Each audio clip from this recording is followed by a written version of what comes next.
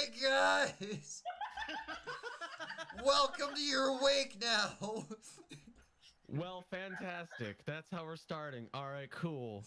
I'm still upset. I'm still upset that I couldn't stream Jet Force Gemini on Monday. I am upset. I am very upset.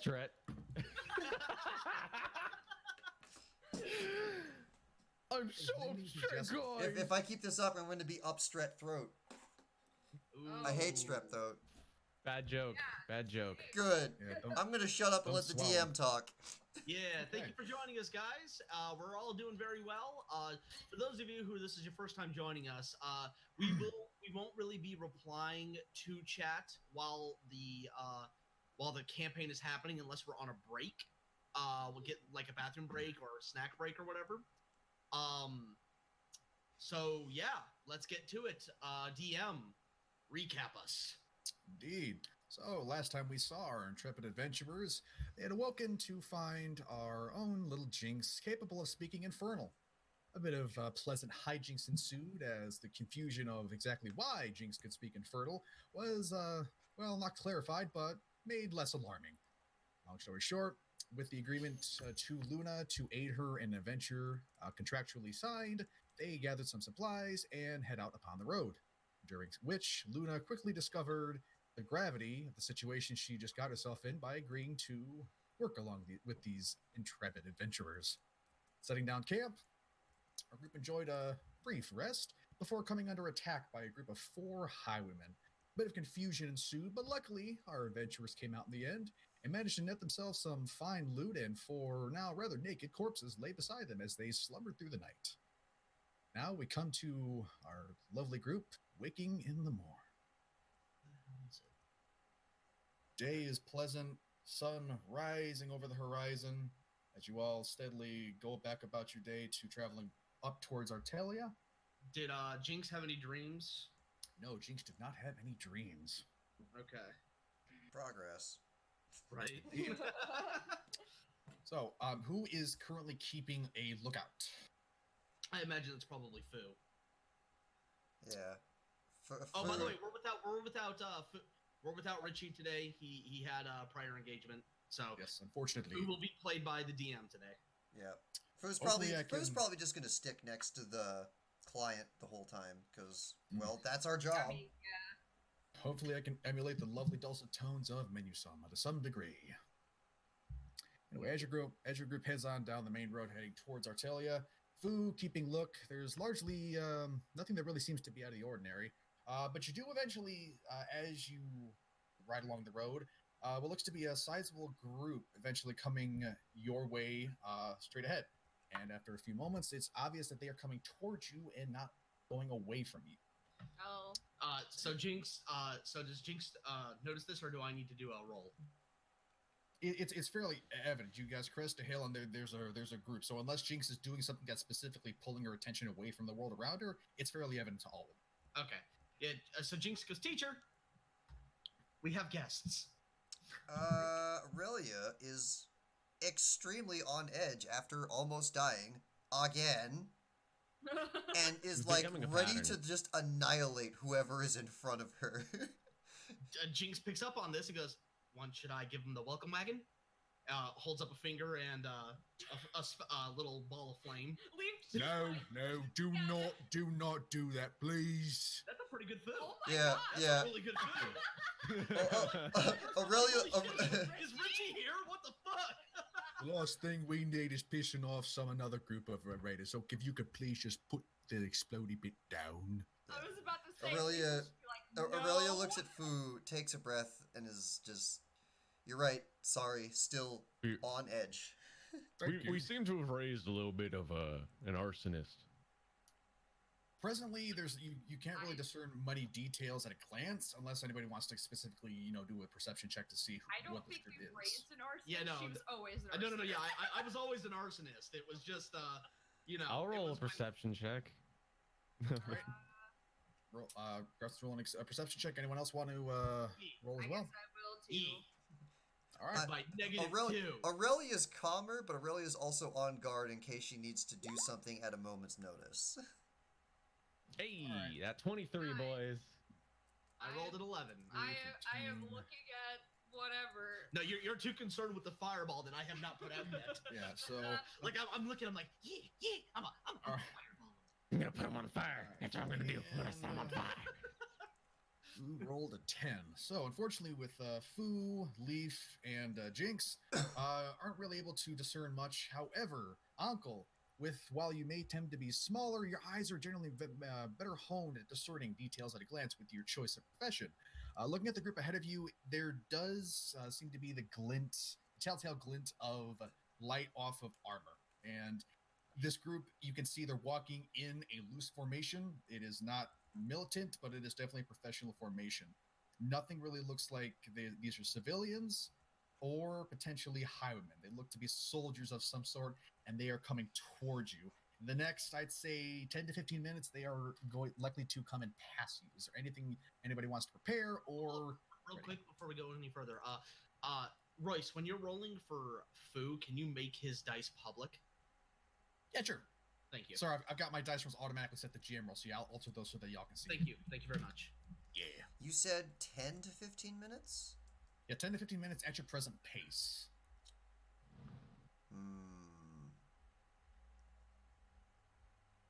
I could probably hit him from here. No. Yeah, no, it's a little beyond your range. That's not what I'm worried about. If it's about 10, yeah, if we're going to meet each other in about 10 to 15 minutes, I'm going to start ritual casting Detect Magic just to see if I need to get more information at a sudden glance. Unless you guys think that there's something that we don't want nixed off of us, in which case I could put alarm on it. Getting closer, 10 minutes away. Yeah, I'm just going to do Detect Magic in case... It's the only non-violent thing I can prepare right now. I'm gonna, you know, if I see any, if I feel threatened in any way, I'm ready casting Fireball. Is there any particular place that I could probably hide in to do a ambush if need be? Presently, not Hide in the really. marsh. Your present surroundings are largely grassland. There's no real high shrubbery. There's just mostly flat fields. And the cart itself is basically just a flat cart. There's nothing really occupying it, save for some light supplies that Foo and Luda Is bought. he a Lightfoot halfling or a stout halfling? Carson? What's the difference? The difference is Lightfoot halflings can actually hide behind other creatures that are a size higher than them. Would that be in features? Yes. Uh, I don't know why I'm asking you and not just looking it up myself. Yeah. Halfling, brave, halfling, nimblest, naturally stealthy. Yep, yeah, you're a Lightfoot halfling. So you could hide behind Foo, says the character sheet. Yeah, so if you want to hide behind Foo, definitely could. All right, I'll do that. All right, make a stealth roll. Hell yeah, boys. All right, The stealth. group is getting closer. Aurelia is preparing her own non-lethal spell. Jinx is being Jinx. Foo is continuing to pilot the cart and looking to Jinx warily. God damn it. Well, it's kind of hard to hide in the current Yeah, circumstances. the cart's jostling. It's not the best hiding place. So as time passes, the group gets closer and closer, and as they get to within 70 or 80 feet, it's very easily to discern that these seem to be guards of some sort. And coming closer, there's a gentleman ahead of them, currently in all plate mail, raises a hand up, and you hear in the distance, "Oh!" And they slowly make their way to stand in front of the road. Not threateningly, they're not grabbing their weapons. They're simply hailing you down. Oh shit. Is there anything that you wish to do beforehand? Because Foo is going to stop the cart. Hold on a second. Tony's outside getting our orders. Oh, the food showed up? Yeah, the food showed. I'm just gonna get one of my swords ready just in case. Okay, I was gonna say that stealth where you roll is the one that's gonna stick with you for this encounter. Just to let you know in case you want it. We're gonna try and roll another one. But Yeah, so with your short bow, or Well, I'm just before they kind of really exactly get in reach. I would have assumed that I would have been pretty darn close with my detect magic. oh yeah, they got in the way and they hailed you down, and this is pretty much occurring as the cart is slowing down to come and meet them. As the cart's I have slowing down, if detect magic is ready to fire, I'm gonna set it off just so that I'm not setting off a spell in front of them. Not a problem. So yeah, the cart slows down. Fu looks over to Jinx. Jinx, I swear to God, don't do this. Mm-hmm. Muscle teacher will be very angry. And the cart eventually comes to a stop. I'm holding Gentleman who on to a hailed you down dagger. eventually slowly approaches. Aurelia, you do not pick up anything magical with these gentlemen. Hey, the only thing magical that I'm picking up is freaking Jinx not calming the balls down. Yeah, jinxing yourself in the magical. I am items detecting around you. evocation magic from the child. Ah, shit. Yes, there's a sour taste of evocation out of your Oh, mouth. fuck. Or, or as Jinx refers it, the kaboom boom type. No. Yeah, with this group, all of them seem to be are actually set up in some very high quality plate mail and some very nice weapons. It looks to be about 5 wielding blades of sword, 4 who seem to be holding heavy crossbows. So they're very well equipped, and they all have an emblazoned golden star on the front of their armor. What does the condition of the equipment look like? Does this look like squeaky clean, fresh off of the forge type stuff? Not fresh off the forge, but very high quality, very well maintained. Oh, so it looks maintained but not new. Uh-oh. Yeah, it's not brand new, but it is very well maintained. Yeah, that's enough of an information for me to not want to mess with these guys. If it's brand new, it's like, oh, look at all the people with all the money they can spend. If it looks maintained, shit, they know how to use those. Yeah. So with that gentleman, the person who hailed you down, they lift up the visor that was originally covering their face, and you see what looks to be a half-orc staring before you. He's got a very neutral face. He doesn't look to be antagonistic at all. And as he approaches, he puts on a slightly friendly smile. Good day, adventurers. We are a small detachment from Aurelia going to Bexley. Wouldn't perchance happen to be hailing from Bexley, would you? Is there any news from that way since we're going there? Well, shoot, this is the part where Fu usually likes to talk a lot, but he's not here. No, Jinx, you know what? Jinx is upon seeing the smile, the fireball winks out. I don't like the idea of Jinx being our ambassador. No. It's too late. It's happening. No. Oh no! No, Jinx, you hush. Let muscle teacher talk. Jinx is not allowed to be an ambassador. She's going to get us killed. I'm a little.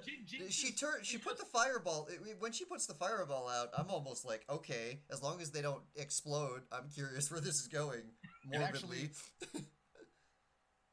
I'll say to hell with it, Anthony. Make a persuasion check. Well, right. I want to hear what he has to say first. Well, no. I like doing the persuasion check first. I like that. Okay. Give me a moment. You're gonna let the dice determine how much effort you're gonna put into this. I am persuasive as fuck. You are charismatic as hell. And the dice agree with buddy. you. Okay. Uh-oh. Fu looks down at you and then just looks at you very stern look and says, I'll let you talk a little bit, but if I get any funny business, it's muscle teacher's turn. Yeah. Well, she put the fireball out. You know what? Yeah, she put the fireball out, so that's probably what convinced him. Oh no. Oh, you won't have to worry about funny business. I'm not a comedian. The gentleman's still standing in front of you, slightly perplexed and now showing slight amusement as he looks between Fu and then to the smaller human girl. So we're from Bexley. We're the reason it's still there. We killed a thing that busted through a big wall that happened to be filled with a bunch of pedophiles. Oh God. Not pedophiles, some nasty cultists of sorts. We got that under control. Hey, they touched me. Oh my They God. touched all of us. That's special. The guard kind of looks to Jinx with like a hint of doubt, but as food, pipes in, he believes the story a bit more. Yes, I had understood that there was reinforcements needed in Bexley. Must have been fairly serious to send out the first cohort. Yeah, we blew them up. You blew up Bexley? What? No. No, the threat, the guy, the mean people. Yeah, but Bexley needs a little bit more help. Well, I guess technically speaking, we did blow up part of Bexley. No, we You know. didn't. Well, I so broke the long as wall. Bexley is still standing, I suppose there's no ill will between us. Mind if I ask what you all seem to be doing on this stretch going to Artelia? Since you seem to be the fabled heroes of Bexley. Oh god, we're heroes of Bexley. Jinx points to the dark elf lady. It's like she needs to find a MacGuffin. Yeah, Luna holds First up a off, hand. I and- am know what the appalled at the MacGuffin fact that is. you know what a MacGuffin is. Yeah. Luna holds up a hand and says, yes, I've contracted them to assist me with a venture of sorts, so they are currently under my employ. This Who thing- simply nods, that's what? The guard seems fairly pleased with this and goes to return to his small squadron and continue walking along before he sees a strange figure trying to cower behind Fu. Just kind of gives a dismissive, and continues walking. Well, they should understand. These are guards. They should understand that we have guards too. So with that, your interaction Halfling has guard. Good. fortunately occurred with I'll no be right back. malicious intent, Yay. and you continue onwards towards Artelia. Yeah. Well, I feel good that somebody's gonna go look over Bexley while we go elsewhere. Oh yeah, if you recall, Captain Millicent, all of her guards are presently busy seeing to cleaning up the mess with Bexley, so she did send a request for reinforcements to the town at least. Oh yeah. Oh, that's them. Okay, that's nice. Mm-hmm. Yeah. Okay. And like I said, they are very well equipped. Good. So with They- that, they you need- venture. They need to be. They're gonna be fighting horrific things. Yeah, the cultist threat wasn't. There was belief that it was still possibly a threat, but there wasn't any active assault. They were pretty much just weeding them out and pretty much doing I cleanup. can't. Every time I So- tap, it blinks. Ah. Things are on a decline. So after that interaction, nothing more seems to occur. The weather remains rather nice. Clouds seem to be gathering, but nothing seems to indicate poor weather ahead. As you venture further north, there does come to be a brief nip in the air. Not terrible. You're not getting to Arctic or high northern weather, but there is a distinguishable change in the temperature. And with that, Luna kind of gives a little shiver. Oh goodness, it's a little chilly up here. Yeah. Jinx goes, I can set you on fire. No, do No. not do that. She is our look, Jinx. She is our employer. We are to respect her because we are contractually obligated to do so. I love Listen how to muscle I love teacher. I love how if it wasn't for the fact that we were freaking out, anyone else would have thought it would just be like that would have been just like a funny gesture. And then as soon as we're like, Jinx, please no, then they realize, oh, she was serious. Right. Yes. So upon hearing that, alright, so because Lief wears like layers of clothing, he has like a black kind of like turtleneck kind of shirt underneath. A tunic of He sorts. takes- Huh? A tunic. Well, it's more like kind of like skin tight almost, like Okay. black shirt, and then he has kind of like somewhat of a tunic over it. He takes the tunic part off, and kind of puts it over her shoulders. Like it's not like completely warm, but it's like here, this will do until we find something more suitable. Luda didn't ask, but she appreciatively tugs a little more firmly across her shoulders and gives an appreciative nod. Thank you. She's presently wearing very light robes and very light attire, more befitting of the slightly warmer climate. So she's not totally prepared for the slight chill on the air. So, with a brief change in temperature, weather largely staying the same, things are rather pleasant. As you crest a hill over the slightly hilly grasslands that you've been traveling across, you eventually come to and do see the city of Artelia sprawled out before you. I'm going to move to the map just so there's a better idea, but as you see there, you see this very large circular tiered city sprawled out and tucked in between these massive lakes stretching out along all sides. Think of like one of the Great Lakes almost with how big it is. the city itself, it's built in a slight dip into the lake, and before the city, there's miles and miles of farmland, and it almost glimmers like like a white stone upon the land, and with the whole visage, it's rather grand. And real quick, anybody who's proficient in history, make a history check.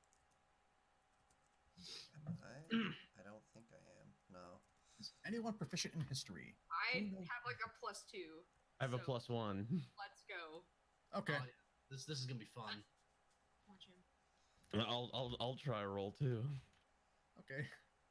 We'll drop the proficiency and just try a general history check. Darkon isn't. That almost 20 though. I have the highest. Oh my I God. have the highest intellect here. I think on Fuck. for flat history. Well, go ahead and try. Go ahead and try. So, Jinx, Not much better. Jinx, upon seeing the lake, she goes, "Wait, I know this place." Yeah, Jinx, you know this is a place with a area that has people in it. Aside from that, most of you just know the name. I want to of know the what city, Jinx so- thought this place is. What is this place, Jinx? It's a pond. Correct. DM continue Well, talking. you know what? So, okay, get the laughs out. So, everyone else largely seems to not, pull to mind as anything specific beyond. That's the capital city of Aurelia, and Lief, you managed to discern that the lake behind it is Shimmer Silt Lake. Aurelia, you pull a bit more information, and you do manage to recall a bit of history on Aurelia. Aurelia is basically a city formed from the 5 noble houses that originally occupied this land, and it operates on a 3-tier basis. There's a bronze district, silver district, and the gold district. That was pretty much kind of like a class system.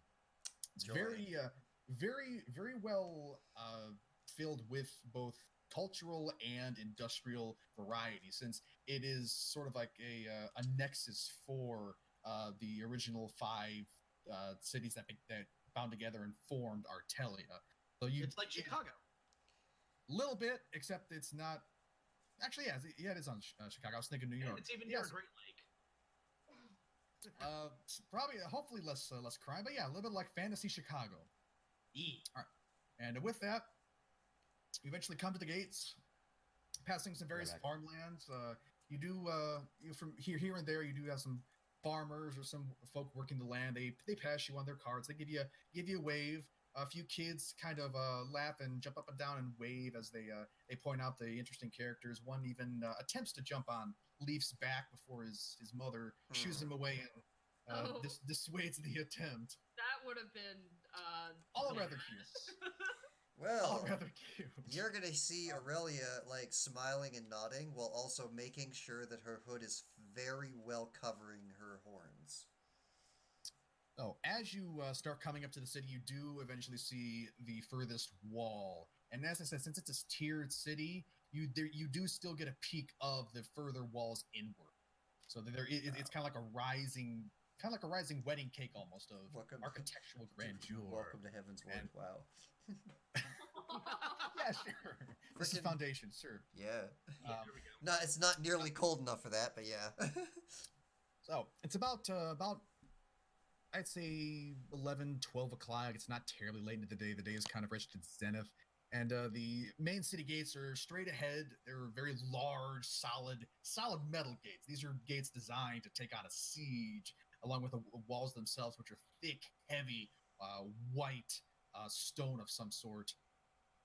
Eventually, as you come to the gates, a stranger who seems to have a hood pulled over his head kind of waves you down.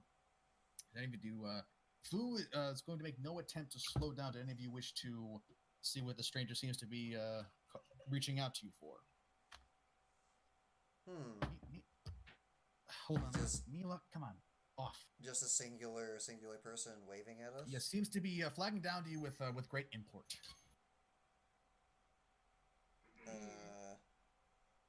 Well, I want to bring it up and confide with the group on, like, what is that? What's that about?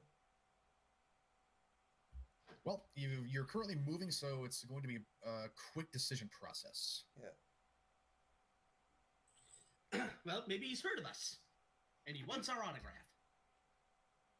Yeah, well, if somebody's running towards us in distress, Well, I want to at least no, know he's not what's going running towards you. He's just standing by the road, kind of beckoning you with a hand. He's not running at you. How urgent does he seem to be? Is it just like beckoning over, or is it like fairly urgent? He's waving both hands like in a come here motion. Okay, that seems that has piqued my interest. I wanna stop and take a look. All right, so Aurelia votes to stop. Anyone else? I don't give a fuck. What teacher says? Jinx goes Damn with it. what I miss Richie. I would probably get some quick back and forth between Fu and Richie if he was here on that. Yeah, unfortunately, I don't have Richie's quick banter. No, but with that, yeah, I think Fu would just be like, "Well, we need to go do the thing," but the person looks like this looks interesting. yeah, I Fucking, was gonna say, fucking fine. Can I guess, would it be perception or insight? what are you trying to do? I guess just make sure this person isn't dangerous. What if they're Okay, at your distance, I'll say perception because you're not intimately close, so it's going to be hard to find details. But yeah, perception, you can try and take a glance over the character to try and find anything that might be initially alarming. So yeah, make a perception check. So everything looks clear. They look like a. oh my god! They look like a person with a cloak who seems to be beckoning you down. Yeah, no shit. In a cloak. Who, Hey, we actually got more information from that. Yay. Lief, Jinx noticing Leaf's kind of worried expression. He goes, "Oh, don't worry, they try something, we'll burn them." I'll roll a perception. Oh, yeah, that's a All great idea. Let's make a giant explosion right next to the town outside the siege walls. I'll roll a perception to see if I can get any more information on the person that's waving. all right, go ahead. Fu, as all this is happening, kind of gets Oh my Uh, fuck! Yeah, Fu Kill. does, Absolutely Fu does nothing give looks dangerous. We're stopping. Yeah, Fu does give a sigh as the party seems to unanimously be more unanimously be voting to see this stranger, and even Luda's curiosity is piqued as everyone else seems to be like, nothing seems strange, and y'all are the adventurers who she has great confidence in. So Fu just gets like, fine. If Miss Luda wishes to see this stranger, we can do that. Jinx, hold on the fire. Oh, I'll Don't- hold fire. Don't blow them up immediately. Let them speak, okay? Oh, so burn them slowly. Got it. No! You know what? No fire. Okay, Ice? as you I can do ice. Would you like me to do ice? just Later. hold on. The best way to answer this in a way that she'll understand is later. Leaf just picks Jinx up. He goes, I'll just babysit her over here. What about acid? Thank you. No. And with that, the cart slows down as the stranger who's been beckoning you over walks up, and again, with it being midday, there's some fairly good illumination. You're largely still in the farming area. There's no dense buildup, save for a few homes here or there along their farmsteads. The stranger in question, their skin immediately you see is very, very dark, like black. And as they pull back their hood, you see as they're fairly common in this land, a drow. Hmm. And seems to be a male, and he's got this shock of white hair that's pulled back and slicked back in a ponytail, and he's dressed up in a very simple garb, nothing that seems to be very heavy, very light. And as he approaches you, he gives a friendly wave to you. Hello. Looks like you answered my calls. You wouldn't happen to be interested in helping a person in need, would you? Depends on what you need. Depends on how much you're paying. I immediately regret this decision. What's going on? Okay. Look, it's really simple.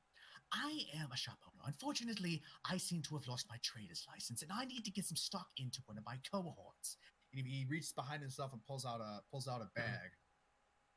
I have some processed Lyra Sight here. If you could just take this into the city and take it to my friend in the Laughing Dragon, he will reward you handsomely. I'm going to immediately take a look over at our client and see if she recognizes the name of whatever the hell he just said. Yeah, and I was actually on top of that, anybody who's magically inclined, make an arcana check. Oh. Do I count? Unfortunately, no. Oh fuck! Even though I have a +2 to Arcana. I'm sorry, but this is for people who I'm a primary spellcaster type thing. Okay. I just realized that Lief is just boring. No, Lief is very honed in certain aspects. She's just not too heavily aspect in magic. She's a lovely mix between. This is what happens. This is what happens when you pick fighter class. Fighter class fights, and then it fights, and then. Anyway, for the sake of brevity, so with this, Luna looks at the bag and she gestures for the gentleman to come forward. Open it up. Let me see. And as he opens up the package, he gets a peek, but he kind of shields it and he shows it to you all. Inside the bag, there's these glowing yellow crystalline shards, and excuse me, Luna says, that's processed Lyra Sight. And immediately when you hear processed Lyra Sight, you understand that Lyra Sight is, for lack of a better term, crystallized magical essence. It forms around very powerful, very constant areas of raw magical energy throughout the lands of Idealas. I am not letting Jinx touch this. I want to touch it. No. It's known to be very volatile in its unprocessed state and is potentially addictive. It is often used by magic users to augment or replenish their magical energies, and even by non-magical users as a form of artificial vigor when they need it the most. Again, though, it can be addicting if taken in heavy amounts. So it's a drug. The unprocessed one is volatile. It's magic Viagra. The unprocessed stuff is very volatile, but you said that this is processed Lyra Sight? Yeah, he said it's refined is essentially another term for processed. Unprocessed is essentially the natural crystalline formations before they're shaped and properly worked. So now comes the immediate questions of why is this guy with no license giving around magic rocks, and what is the laws in Aurelia on such a product? I will say this is generally throughout Idealas and from the various homesteads of which you all originate from, Lyra Sight isn't exactly a controlled substance. It is widely used. It's kind of like gasoline. You know, gasoline can kill you if you light it on fire. Yeah. Jinx casts message at Aurelia. Okay. So that we can communicate without him realizing. Okay. And she goes, take it. We'll just keep it, and we can use it for magic. And Aurelia does message his ability to reply with, or we can help him, and then get even more of them later. Okay, I was gonna say, can I roll a persuasion to try to get more information about this from him? You can. I do also want to note, Anthony message, you whisper a message, so that it is still vocally communicated. Yeah, I want to try to get more information. The target hears the this. message and can reply in a whisper that only you can hear. Huh. Well, in any case, like, we're being quiet, but we're probably not. I'm just letting you know for we're not being stealthed about it, but we're. There is still a verbal, but I just want to let you know for future context, so that a mistake. He knows we're talking. He knows we're talking, but he doesn't get to hear what we're talking about. And hey, you can't expect us to not deliberate about this. No, I'm not. I'm just making sure he was known, because it made it seem like he was mentally. No, that's telepathy. Right. Telepathy's different. Okay, just wanted to make sure. Carson, if you want to make a persuasion check, sure. Say what you want to say and roll a persuasion check. Yeah, what I was gonna say is, can you give us more information about why you need this brought in, this person that you want us to bring it to? Just some general information that we need. Okay. Look, it's like I said. Yeah, that's definitely he confides in you, and you seem to exude an energy he can appreciate, and he kind of lets some of his guard down. He can trust me. Yeah, exactly. You got a roguish charm about you, but he kind of looks over to you. Yeah. Okay. Look, it's I said, I lost my trader's license. I don't know where it went. It must have gotten filched by somebody who may have been. I don't know. Long story short, I thought, shit, I need to get to my friend. He's in the Laughing Dragon. Okay, he meant physically lost. Okay, I thought he meant like revoked lost. That's a very different context. Yeah. Look, this stuff isn't some kind of drug, but unfortunately, not every schmo and Larry can be peddling this stuff. Okay, you need to have proper licenses and stuff. And well, guess what? I don't have mine, and I don't feel like spending a week in the dungeons. Jinx goes, all right, well, give us another bag of it, and maybe we'll consider it. I only have one bag. He's trying to get it. You're supposed to. I'm curious where he's getting the stuff. Yeah, I'm curious where he's getting the stuff from. That's what I care about. What's in it for us if we help you? Sorry. There's gold in it for you. I guess you like gold, yes? Oh, I like gold. Does our shopkeeper buddy friend, that's not inherently necessarily a trader, but someone who deals in magic would probably have their own form of trader's license. Are we trader licensed with her? It's generally it is those who practice in commercial arcane wares. They have more or less a license to peddle those wares. Lyra Sight generally falls within that license. All right. So does our client have one? Yes. So it would absolutely make perfect sense for us to walk through the doors, say, we're with her, here's the thing, here's what we're having, and there's no legal problems. I say we do it. I say we do it. I don't see any downside from this. So long as we're adhering within the realms of the law, this should be fine. Yeah.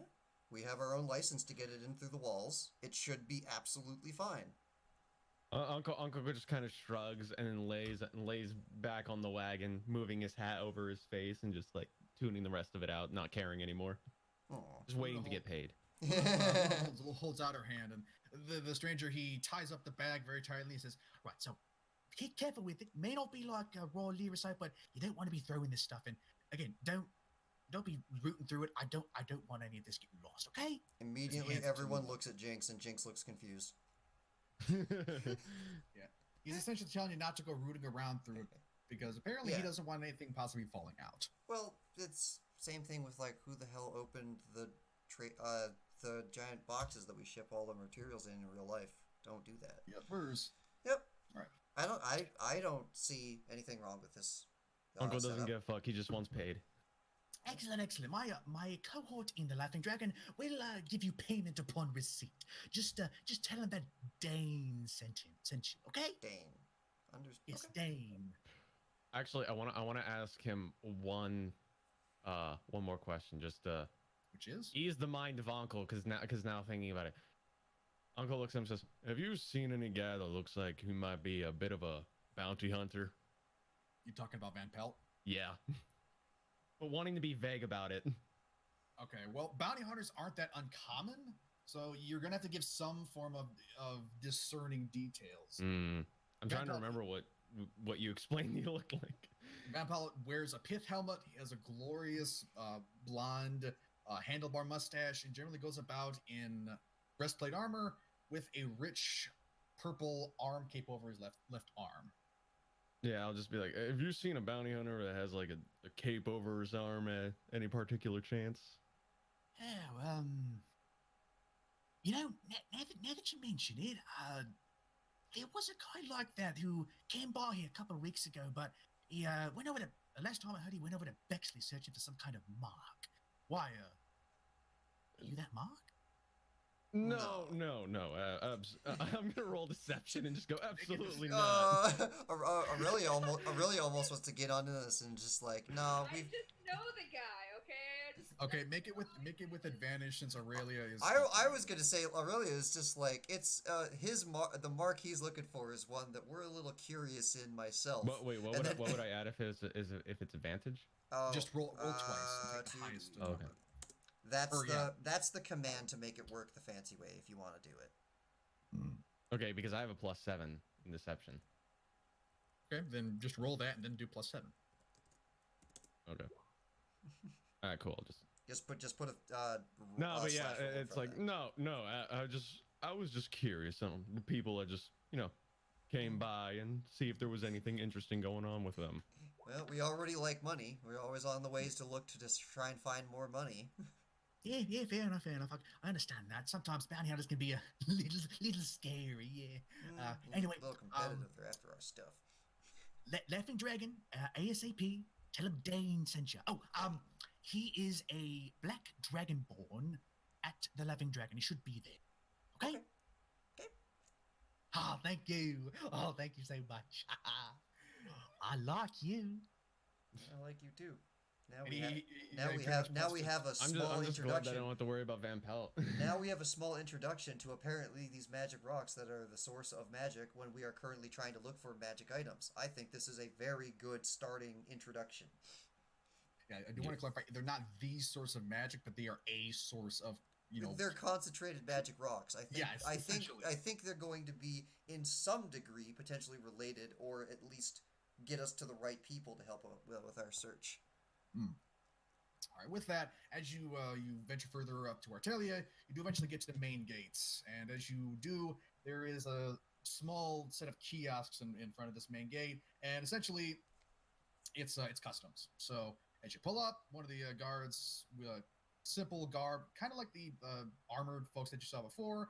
He's wearing a breastplate with a tabard over it with a similar yellow star in front of it. Hold! Coming to Aurelia, I speak. Yeah, I do see you do have any goods you wish to declare that you are coming here for commercial exchange or selling within the limits of Aurelia. Yep. Aurelia looks over to. I need to remember her damn name, so I stop calling her client friend. Luna. Luna, thank you. I look over to Luna. I ask for Luna to procure the trader license, and then show up with the magic rocks and just this. Yeah. Luna does procure a license, and she prevents before the guard. We are simply coming for basic trade. That we do have a brief commercial exchange for these items. This is Lyra Sight processed. Don't worry.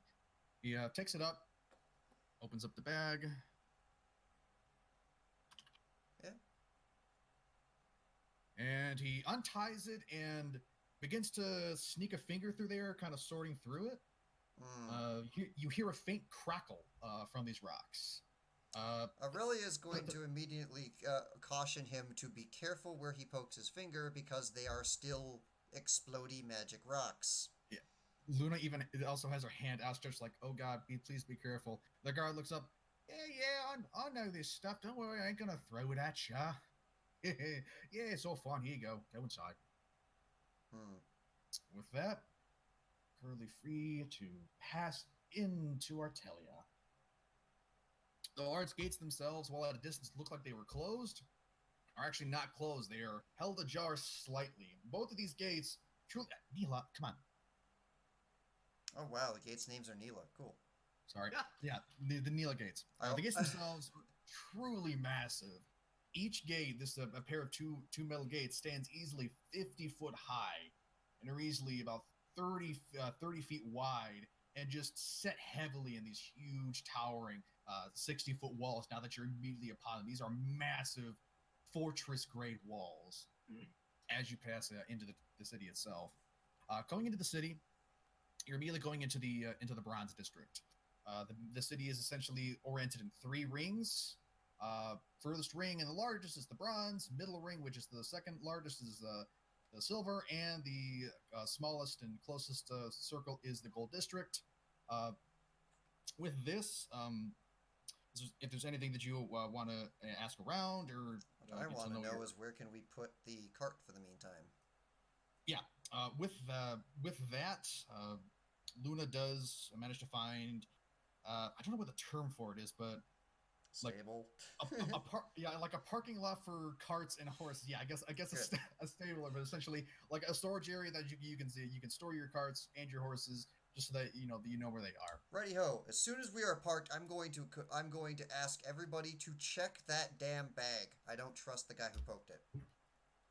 Agreed. Okay. Who's looking in it? Because Fu has no interest in poking. Fine. Aurelia looks into it. Oh, I was gonna say Jinx will look into it. There you go. No. You are not poking around inside a bag of exploding rocks. Thank you. All right, Magic Aurelia, is gonna, I guess, investigation to see if he did something. If you want, sure. Again, if there's nothing there, then you just tell me that there's nothing there. Then. Yeah, it's a bag. It's about like the size. Well, of crap. like a soft... I'm being way too careful. But well, that's fine. no, it's about a softball-sized bag. It fills your hand. It's a little hefty, maybe a pound of weight in your hand. You open it up and you fish through it, and there's that same telltale crackle.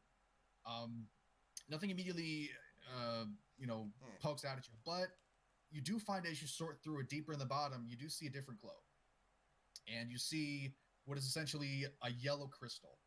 This is unprocessed Lyra Sight. So that's why he had us smuggle it in.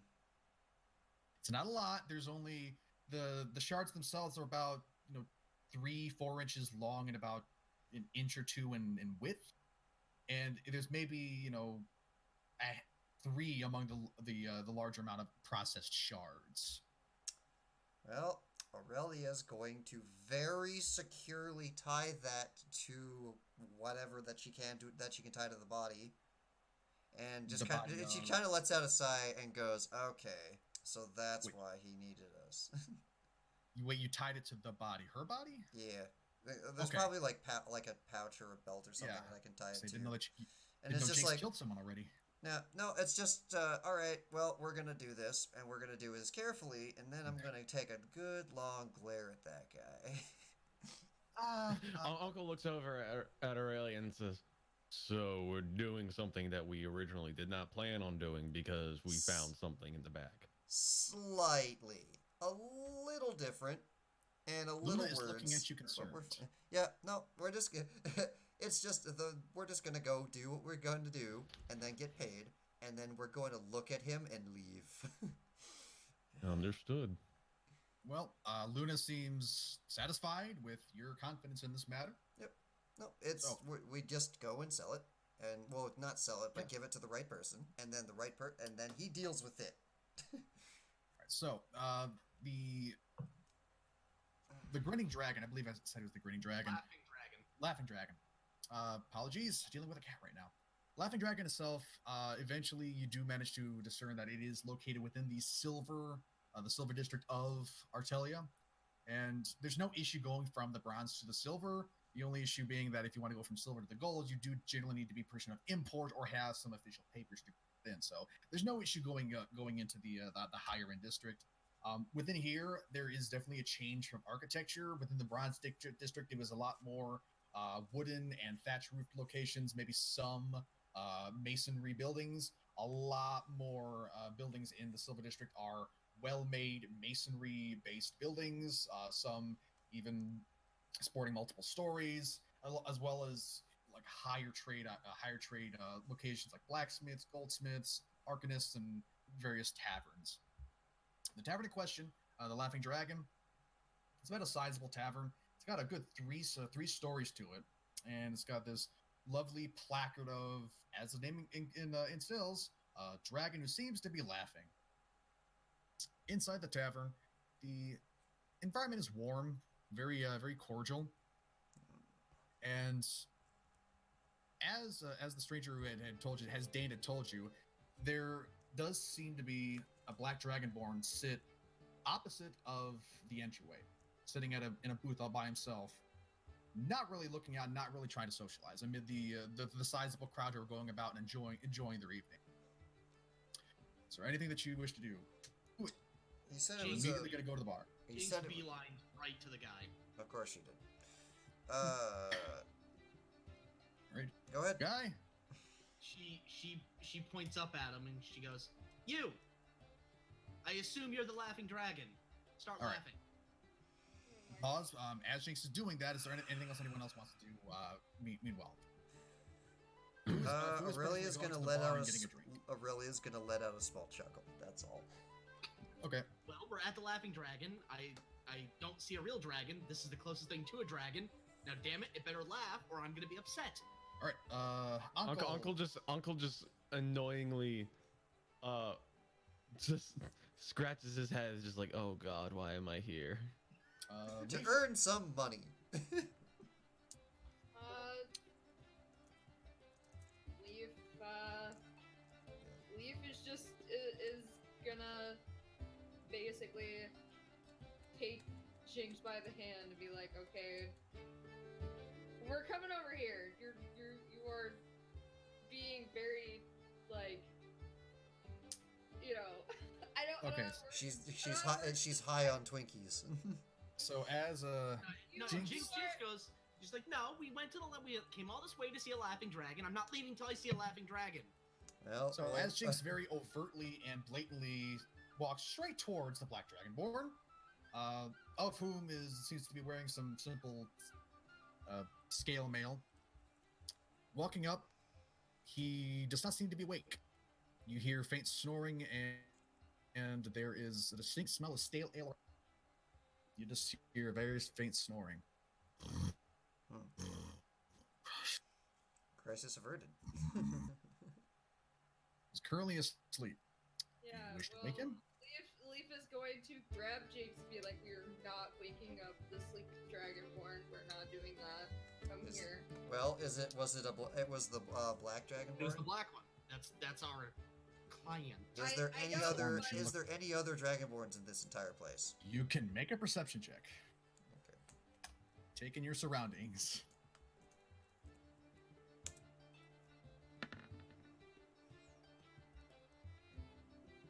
You look around the establishment and get a good appreciation for its decor, and you do not see any dragonborn, but you do see, along a very large heart that is situated in the opposite wall, a large dragon skull mounted above it. That one doesn't look like it's laughing. No, its mouth is open, so it could possibly be laughing. Oh my god, it could be bomb. Same thing. So it looks Again, like that's your guy. Jinx is adamant here, so she's not just like she's trying to, it's like, listen, damn it, laughing dragon. There's got to be a laughing dragon. It's the name of the place. That means there's got to be one. That's like a law or something. Well, we'll see if he's laughing after we give him the stuff. Leaf looks at Jinx and goes, well, my name is Leaf, but do I look like a leaf to you? No, but you're silent like a leaf. Luda gently taps the Dragonborn on the shoulder. Excuse me. Dragonborn still sleeping.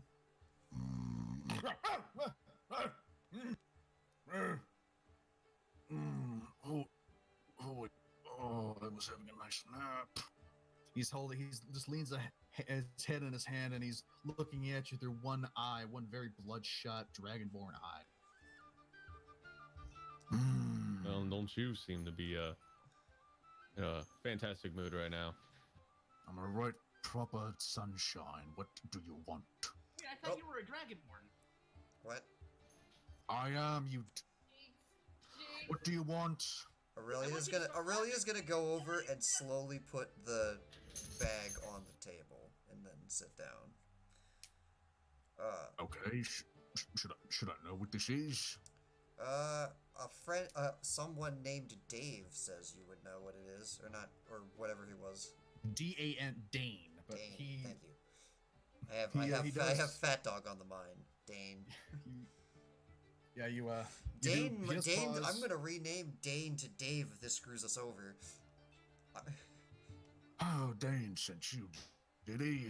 Oh, wonderful. I'm assuming that little satchel there is the goods that he's got for me.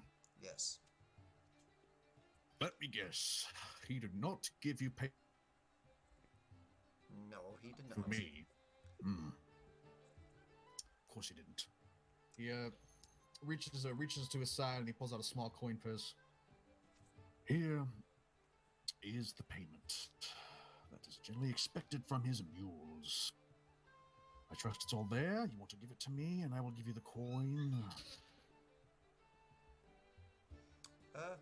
Yeah. He never said how much it was. We're just at this point. I just want to get rid of it because I know what's in it. So I give As you him the hand it bag. over- Yeah, I hand over the Yeah, bag. Well, he my hands me the question purse. is, how much money is he giving us? You don't know yet. He hasn't provided the money until. Because what I want, because I was gonna say, because if he was gonna tell us, I want to haggle. He hasn't given you a number. He wants to see the goods first. And as he hands the bag over, he opens it up and he quickly pushes the process Lyra Sight aside. He knows what he's looking for. Mm. He sees it, ties up in the bag. Point. Right. 50 gold, no more, no less. Whoa, hold up. We're not done here. Why not? You need to laugh. Why do you need to laugh? Hey, shut up!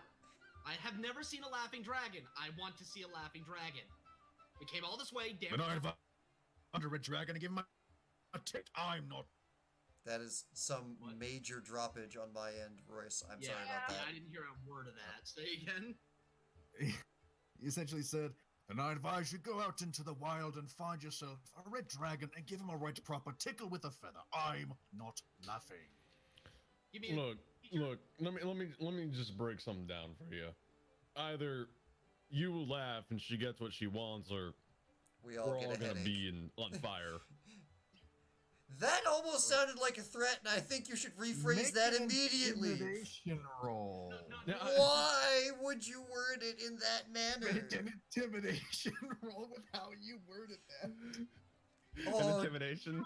Here I was just going to turn to teach you, like, just make him laugh. I've seen you do it.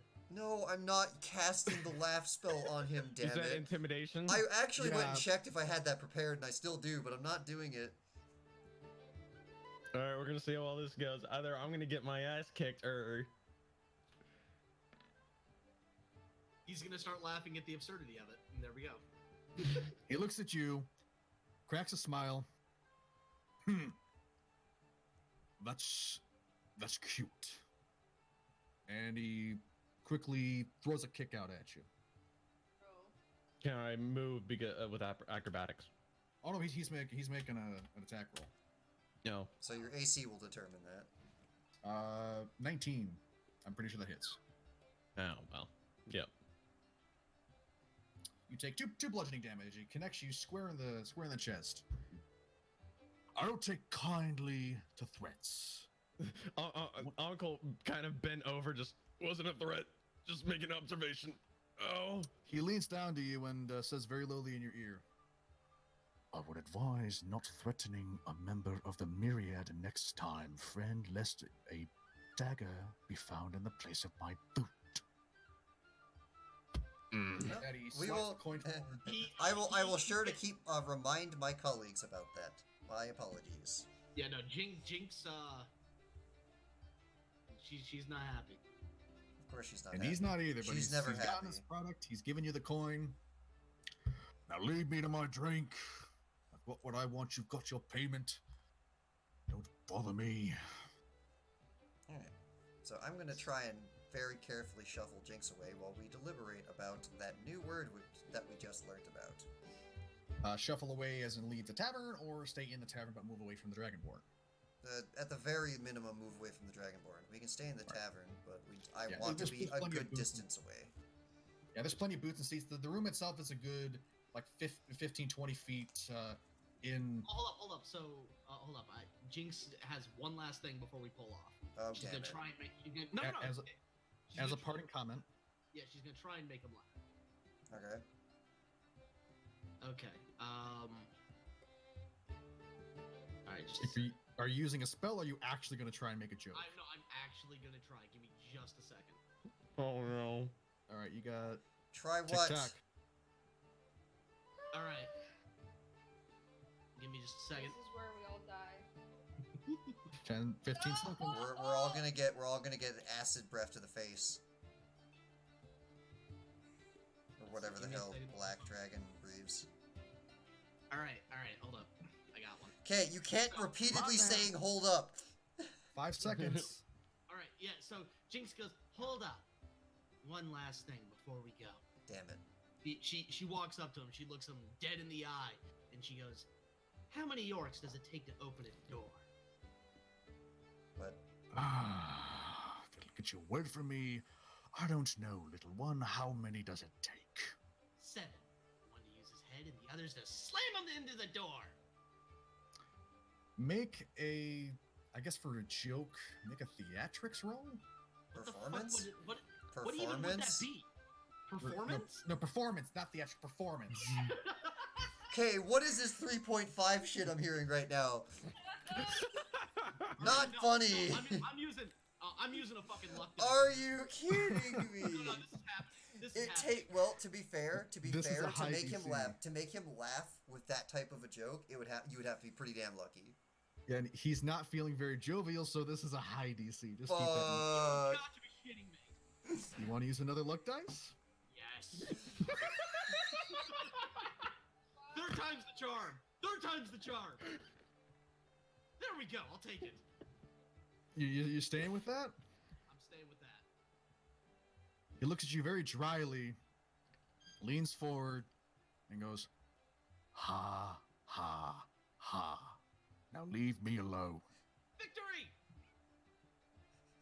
That was a very hollow, very fake laugh, but a laugh nonetheless for Jinx. Jinx will take it. She turns to Ankel and she goes, I got him to laugh. He's just, Yeah, and I got hit. What do you expect? If the Dragonborn looks over at Aurelia, he'll see Aurelia with one hand on her face, but a dumbass grin from ear to ear on just like why this whole scenario is just ridiculous. Yeah, Uncle looks at Jinx for her comments and says, "Yeah, and I got hit. Congratulations." Yeah, you weren't that funny. You know Luda's what? currently sitting down with a very look of like a very incredulous look, and it's further down on her. These are the people she has. Yeah, she said, she's like, "My goodness, you are the people I've agreed to work alongside. You certainly have an interesting approach to social situations." Yes, but And trust me, I at wasn't least you'll be expecting to safe. get kicked. Yeah. So Yeah, approach- Ankel's not good at making friends. You know what? Ooh. Who approaches behind with a number of tankards, and he sets them down on the table. "Well, Jinx, you didn't blow anybody up. Muscle teacher is proud of you." Hey, thank you. And then Jinx goes to Ankel and go, it's okay, buddy. It's just because you're short. I like you, though. I will kill you. I love you, too. Uncle sits down and just moves his hat over his face so none of the group can see him as he's just fuming. Are we sufficiently away from Black Dragon person? Oh yeah, like you're clear across the other side. This is a sizable room, and there's a number of people. There's a dim of conversation and eating. So All right. he's not going to hear you. You're out of his area of influence. All right. So Aurelia is going to Only worth immediately key luck start. points. Aurelia is going to immediately start deliberating with the only thing that she has at the moment for information. We showed up. Person wants to start dabbling in a very potent and very available to some degree magical power source. So she very quietly goes, "Some of it was not. Yeah, most of it was. The thing we sold was refined. Most of it." And then I'm she's guessing. frowning. I'm assuming you're speaking to Luna, right? Mhm. Yeah. Luna's eyes go wide a bit. And then, Oh, yeah, guts. and then that's why I wanted to get rid of it right away. What was the name? Yeah. Okay. Yeah. What's her reaction to like some of it being the bad exploded stuff? As I said, her eyes go wide a bit. Not like, "Oh God, we're all gonna die," but like an, "Oh God, we just broke the law." Look. Mm-hmm. And she says, "I am not licensed enough to carry that kind of product. That is an industrial Well- process." Well, thankfully, he didn't tell us that's what it was, so it is their problem if that comes up. Speaking I of mean, that, but hey. yeah, what was the name? What was the name of the like gang or whatever he said when he kicked Ankel? The menagerie. Menagerie. Uncle kind of just gives a slight glare, not enough for the Dragonborn to see, but just annoyed of being kicked. It's like, we got We're- paid, so who knows what could happen if a guard were to find out what was in that bag. Mm-hmm. Darko, do you want to make a history check for the menagerie, or since you asked what the name of it? Sure. Okay. I just didn't want to assume yay or nay on that. Yeah, because it's not familiar to me, but it might be familiar to Aurelia. Holy shit. Excuse me. Damn. What is it Aurelia with really these knows what menagerie 22s? is. We're we're either rolling ones or we're rolling a total of 22. What is going on today? Man, combat hasn't even started yet. Well, it's limited in your learning since you haven't worked in the seedy underbelly of the underworld, but the menagerie is essentially a conglomerate of crime lords, crime bosses. It is essentially the seedy underbelly of Idelas, the continent itself. Great. These guys are dealing in a magic power source.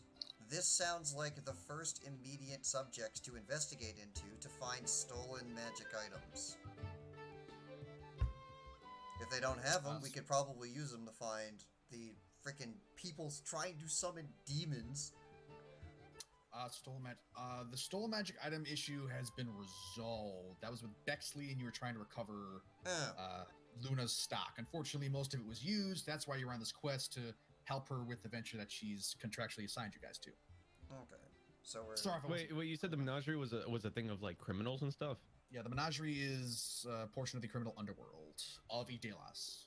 Then I'm trying to like, would Ankel know about that?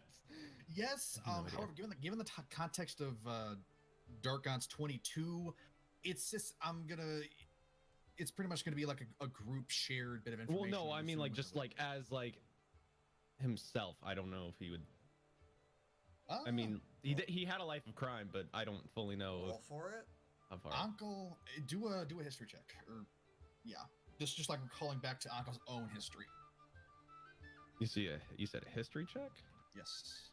Okay. I don't know what other roll to make for personal history insight. I would just do a history check and then adjust the DC accordingly. 12. You have dabbled in crime where necessary, both severe and non-severe.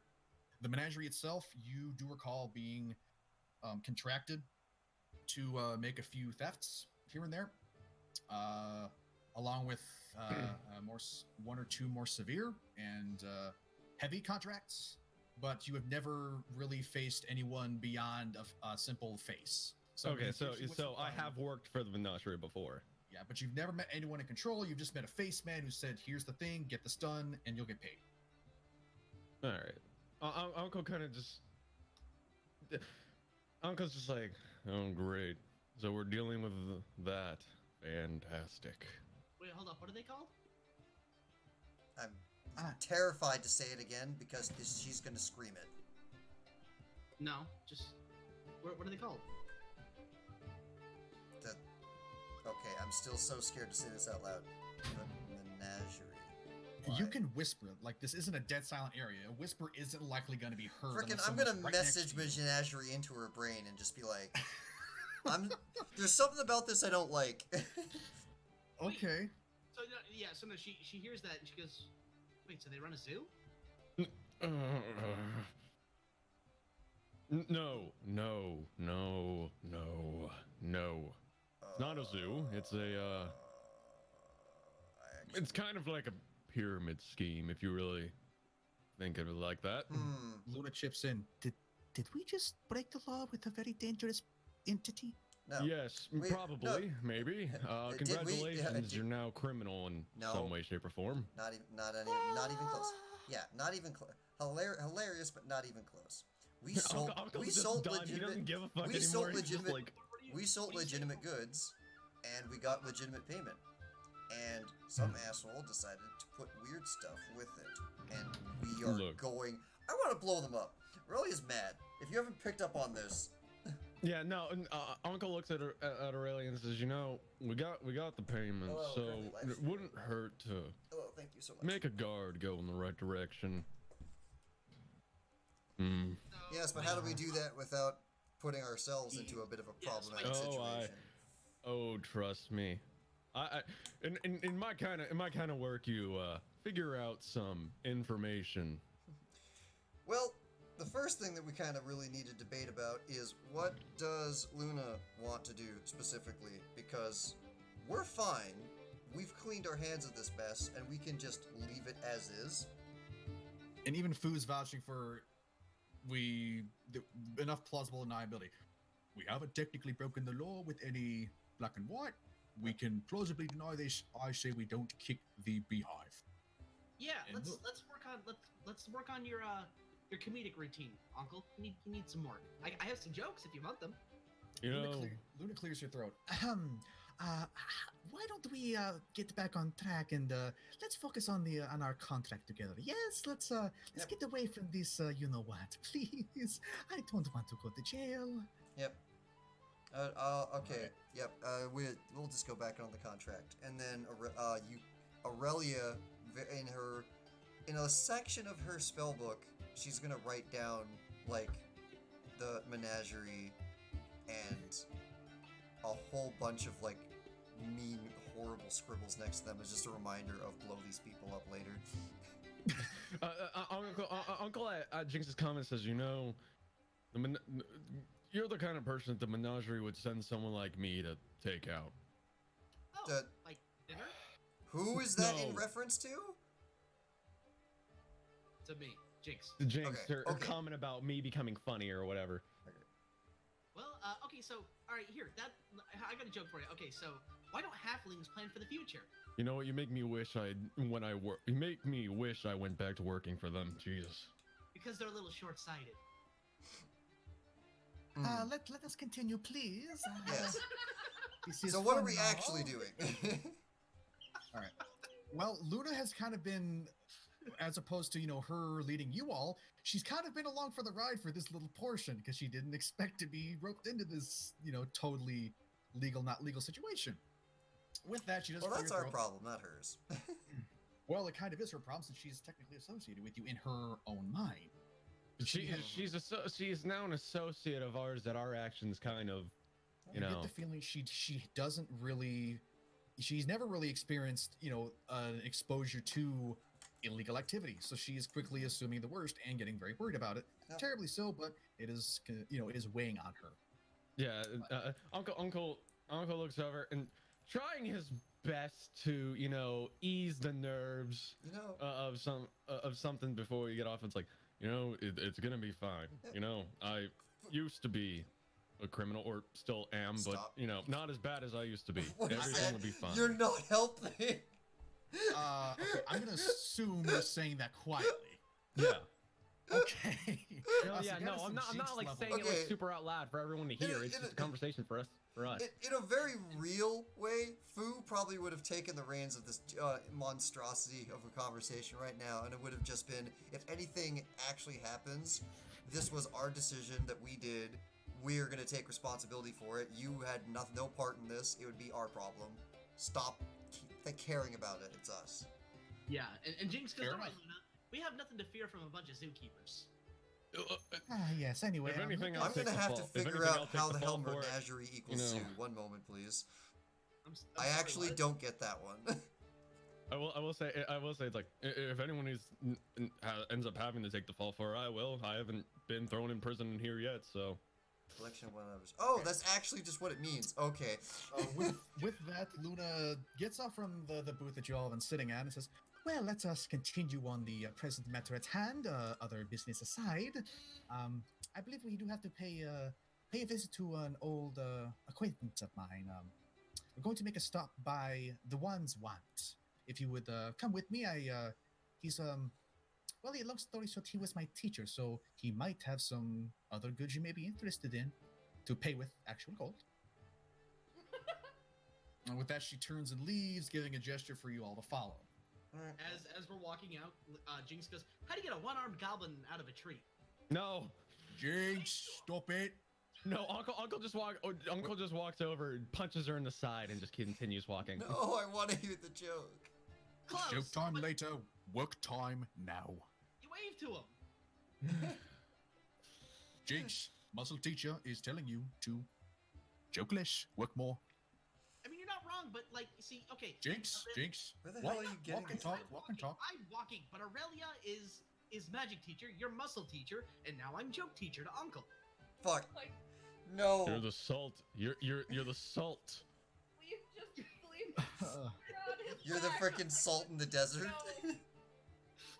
Anyway, with that leaving, You're was salt there of the anything earth. that anyone wished to do specifically? Otherwise, Luna is essentially going to be leading you all to the Wands Want. Okay. Carson, was there anything Ankel wanted to do? I was gonna say before leaving, I was just gonna shoot another glance at Dragonborn and just make sure he wasn't keeping his eye on us as we left. He most certainly make a was. perception check. He most certainly was at this point. Make a perception check. Fucking Leaf's just like, Jinx. Let me make sure what my perception Fight 6. back. Gotta go. You glance through the crowd, and he's still resting his head in his hand.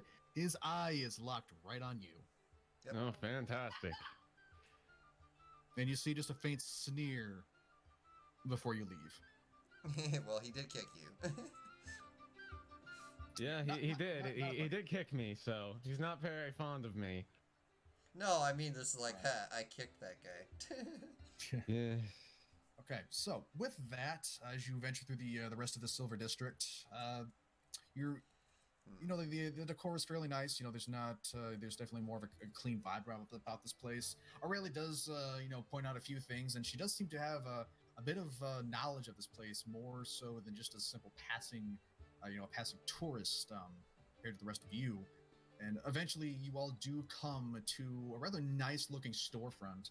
It's very smooth, no visible mortar lines, just smooth stonework with a placard reading "The Wand's Want" with a waving wand underlining the underside. There's large French door-style windows opening, giving view inside, and it looks very, very upbeat and very, very upper class. And with that, Luda does walk inside. So anyone else want to follow her, or do you want to do anything else? Uncle will follow, just putting his hands in his trench coat because knowing him, he's gonna want to steal something. So it's better he just not. He's got sticky fingers. He does. It's not his fault. I'm assuming everyone else follows her in. Yes. Yeah. Okay. Well, Inside. Jinx doesn't have a choice. She's on Leaf's back, so. Jinx wants to tell more jokes. Food's walking in behind everyone, just making sure that nothing goes awry. And walking inside, there is a faint energy to the air, very similar to when you initially walked into those who went into Luna's store. A faint energy in the air similar to Luna's enchanting store. It's that feeling of just general faint magic carrying on the air itself.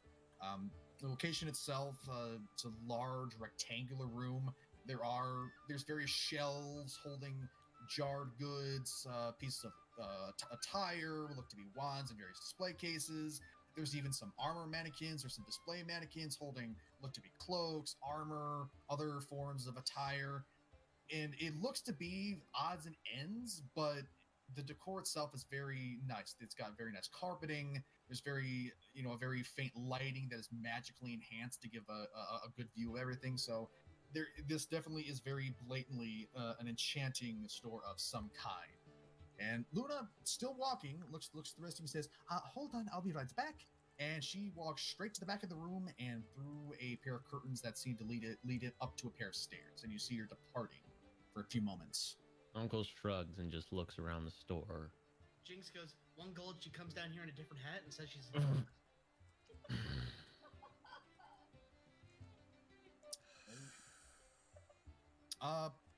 Brief pause in things. Deanna needs to pause in things real quick. A certain matter has happened with a cat. I will be right back.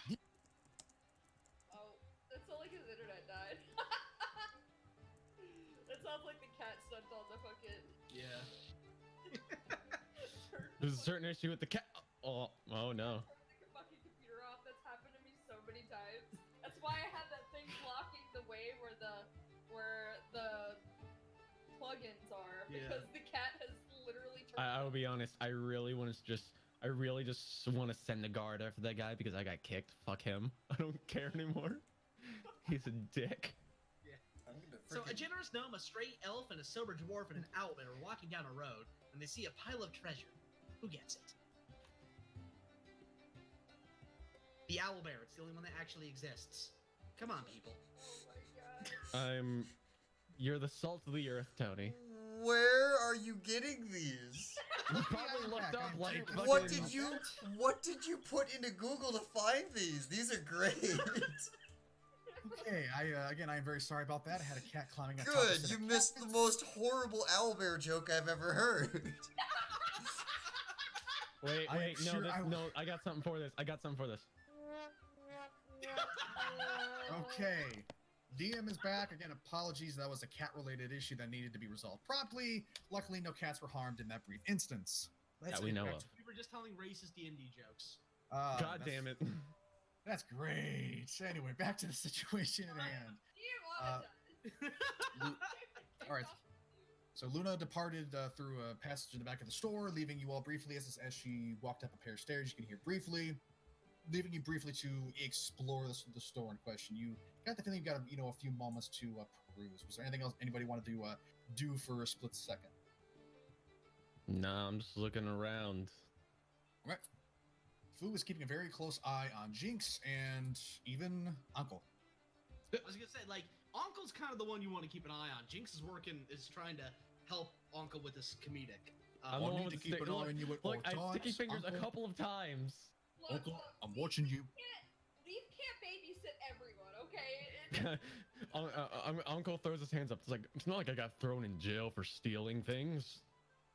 It's because you were very funny. You could have joked your way out of there. You all hear the sounds of footsteps coming back down a pair of stairs, more so than previously. There's another person that seems to be joining, and you see Luna depart from those obscuring curtains, and behind her, a person also follows her. Immediate glance, looks to be a tiefling, dressed in rather splendid garb, wizard robes of the richest purple drape his attire. He's got a very pleased look on him. The left arm of his robe is completely removed, and he has very fine jewelry, very nice golden necklaces, rings adorn his finger. His skin is a brilliant red, and he has a pair of horns curling back from his scalp. Left horn in question looks to have been snapped off to some degree, and his eyes glow a brilliant white with no visible pupils. As he walks through, he's like, these are the friends that you told me about. Luna, my goodness, you've got quite the company. What might you be venturing into, my friend?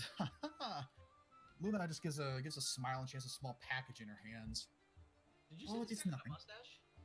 No. Okay, for some reason, just the voice made me picture him with a big old mustache. Oh my Yeah, god. and also in a leotard and a mushroom hat. I know. Oh my god! You're not With trying that- to kill Jinx hard enough. Please stop.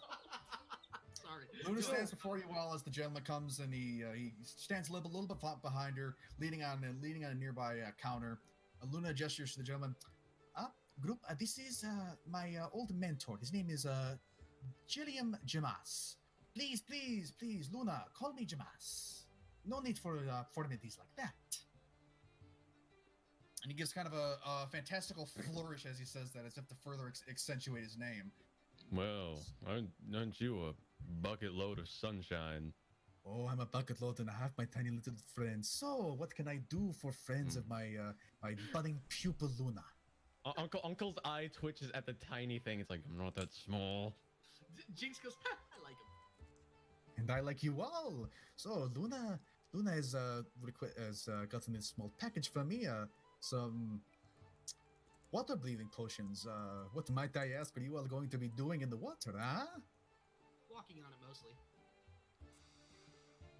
Luna seems to be very eager to depart with this. Yes. Jamas, it has been very, very nice to meet you, but we do have some business we do need to attend to. Jamas simply looks at her. My love, our company parted too soon. I look forward to you or your friends giving me some company and possibly some business, yes? Luna simply walks out of the store, very embarrassed.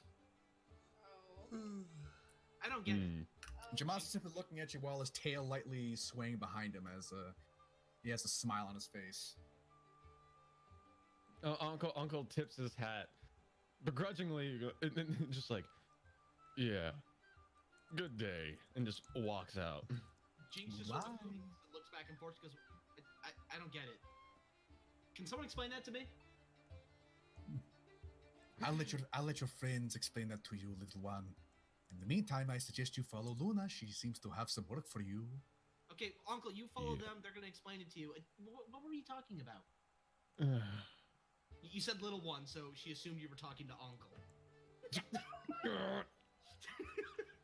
Fu promptly begins to shepherd both you and Ankel out.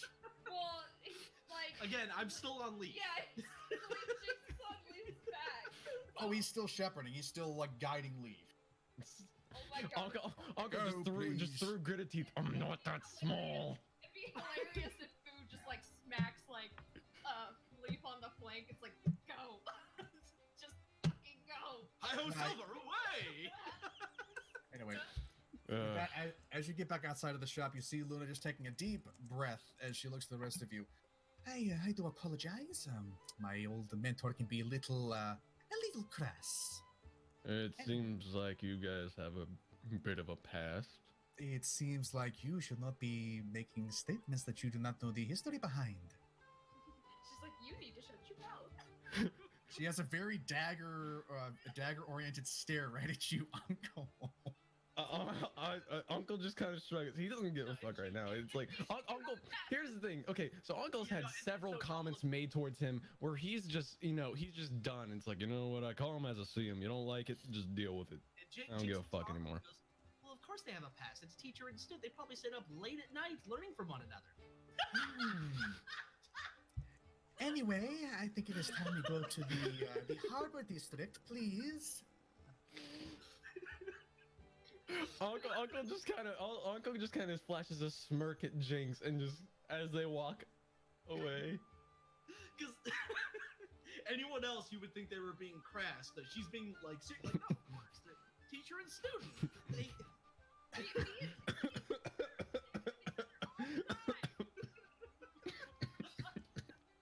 I mean, sometimes teacher really kind of pound the knowledge into the student. Luna's shoulders are getting more and more tense as you're speaking, and eventually Fu does lean down and kind of taps a finger over your lips, says, Jinx, how about this time you make your jokes with a little less volume? I don't think a client wants to be hearing these kind of jokes. Who's joking? Hey, Uncle, are you joking? Not at all, but I'm finding amusement out of this. Just stop with the current line of commentary, please. Muscle teacher is asking you. Do not make muscle teacher command. Got a little too British there. Anyway, with that... Yeah, Jinx just goes, I don't get it. But okay. You'll understand when you're older. Anyway, with that, Luna does guide you through the rest of the Silver District. Further along, all three districts do meet the lake. There are partitions to prevent crossover from the bronze to the gold, but there is a docking district with each district. So, as she brings you closer to the lake, the telltale smell of water upon the air, not sea salt, but there's still that smell of hydration upon the air. You do hear the cry of birds and the faint scent of mildew and watery, musty stench from stagnant water in various vessels and whatnot starts to come to your senses. Excuse me. Eventually, Luna does come up to a small building in question. It's located near a series of docks, and she talks to a gentleman at the kiosk. He's a young human, blonde hair, very round features. She exchanges briefly with him before acquiring a slip of paper and turns to the rest of the group. Okay, we've attained our means of transportation. We are going to be taking out to the center of the lake, and we are going to be going down into the lake. Oh, that's a problem. Why? I have trouble going underwater. Are you cursed? I mean, I've been told I've been cursed, but, that was just people being mean normally. My dad's an asshole. Well, unless you have a magical curse upon you, there should be no reason that you cannot go into the water. Do you have some sort of... I literally have trouble. I tried to go on... It's like putting my face against glass. I She looks to the rest of the group. Does she have some kind of item that is causing this? I doubt that there's a curse on her. Is there a curse on her? There's probably a curse on her, isn't it? I mean, Jinx holds up. Jinx puts her ring in it. Jinx puts her right hand, which is the demon hand, to her lips, kind of thinking. When she says, "Is she cursed?" And she's like, Jinx, your arm. That was a ring, wasn't it? Yeah, it's a ring. It is a ring. Jinx forgot that the ring, like, she's just like, suddenly I can't go underwater anymore. I don't know why. Just one day it just started happening. I can't imagine Lief being able to go underwater. That's Jinx, I want you to. What hand does she have the ring on? The non-demon one. Fu taps you on the shoulder. Jinx, you know that little metal thing around your your finger on your right hand? Take it off. That's what's causing you to not be able to go into water. Oh, wow, you're smart, muscle teacher. I have a potion of water breathing, so I'm not worried about shit. I'm glad taps that... the package that she had retrieved from the store. I actually have enough potions for all of us to attain water breathing, so surviving in water is not going to be an issue. I'm just imagining how is Lief gonna be able to swim underwater? How does Doggy paddle. Like porcupines fuck. Very He's got more legs. No, it's not being not that. I'm talking about physically with how he is built. How would he be able to swim underwater? The same way deers do? But do they swim underwater? Have you seen one swim underwater? I've seen one swim not under the water. Through water, not underwater. Same concept. Well, I'm sure it's the same concept. Plus, you have human arms, so it's going to be even faster. Yep. Plus, we'll just have you hold onto a rope and have... So the answer is with great difficulty. I have rope if need be. Yeah, we'll have you hold onto the rope and have Fu pull you. Yeah, with that, Luda, she leads you all along the docks. There's various boats, some varying size. A good amount of them are fishing boats. There's definitely the smell of fish on the air, both pleasant and unpleasant, from fresh and not so fresh catches. And you do hear the cry of various fishermen going about their business, shouting at cohorts and whatnot. And you eventually do come to a sizable sailboat, not very large, maybe like a 10-person boat. Not really fluent in boat lingo, but the boat in question has a gentleman currently sitting in the boat, very very much asleep against the mast. Luna stands beside the boat. Well, would you all like to jump aboard? I mean, we don't really have a choice in the matter if we're going to continue on with what we're doing. Yep. And I'd like to be kind. And I don't feel like walking to it, so yeah. Alright. Yeah, a shame that we don't have like a scroll of water breathing, because Aurelia could scribe that. So as you all get onto the boat, it does sway from side to side, but not terribly so. It is fairly wide enough to allow a good amount of 3 people to sit from side to side on about the three or 4 seats that locate within the boat itself. So it's fairly roomy, and it doesn't seem like it's too dangerous to be tipping over. Lief must be really awkward. There is definitely an interesting situation of sitting down. He has to stand. He can't really sit, so he's just standing there. There is an openish area towards the back of the ship itself that Lief could sit down in, but yeah, the seats themselves are not tailored towards deertaur. Well, he's probably more like laying down than sitting. Yeah, so with that, Luna does poke the gentleman who's currently sleeping, and he wakes up with a start. Oh, what do you want? Go later. Right, all right, go. Let's go and get this on the road. The immediate smell of poor hygiene and more stale ale wafts into the air as this unkempt fisherman goes about readying the boat itself as he begins untying it from the dock and opening up the sails.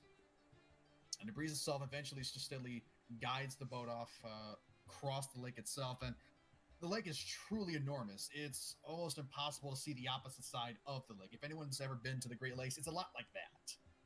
It seems almost like a small sea in and of itself if it wasn't known that it is actually a Great Lake.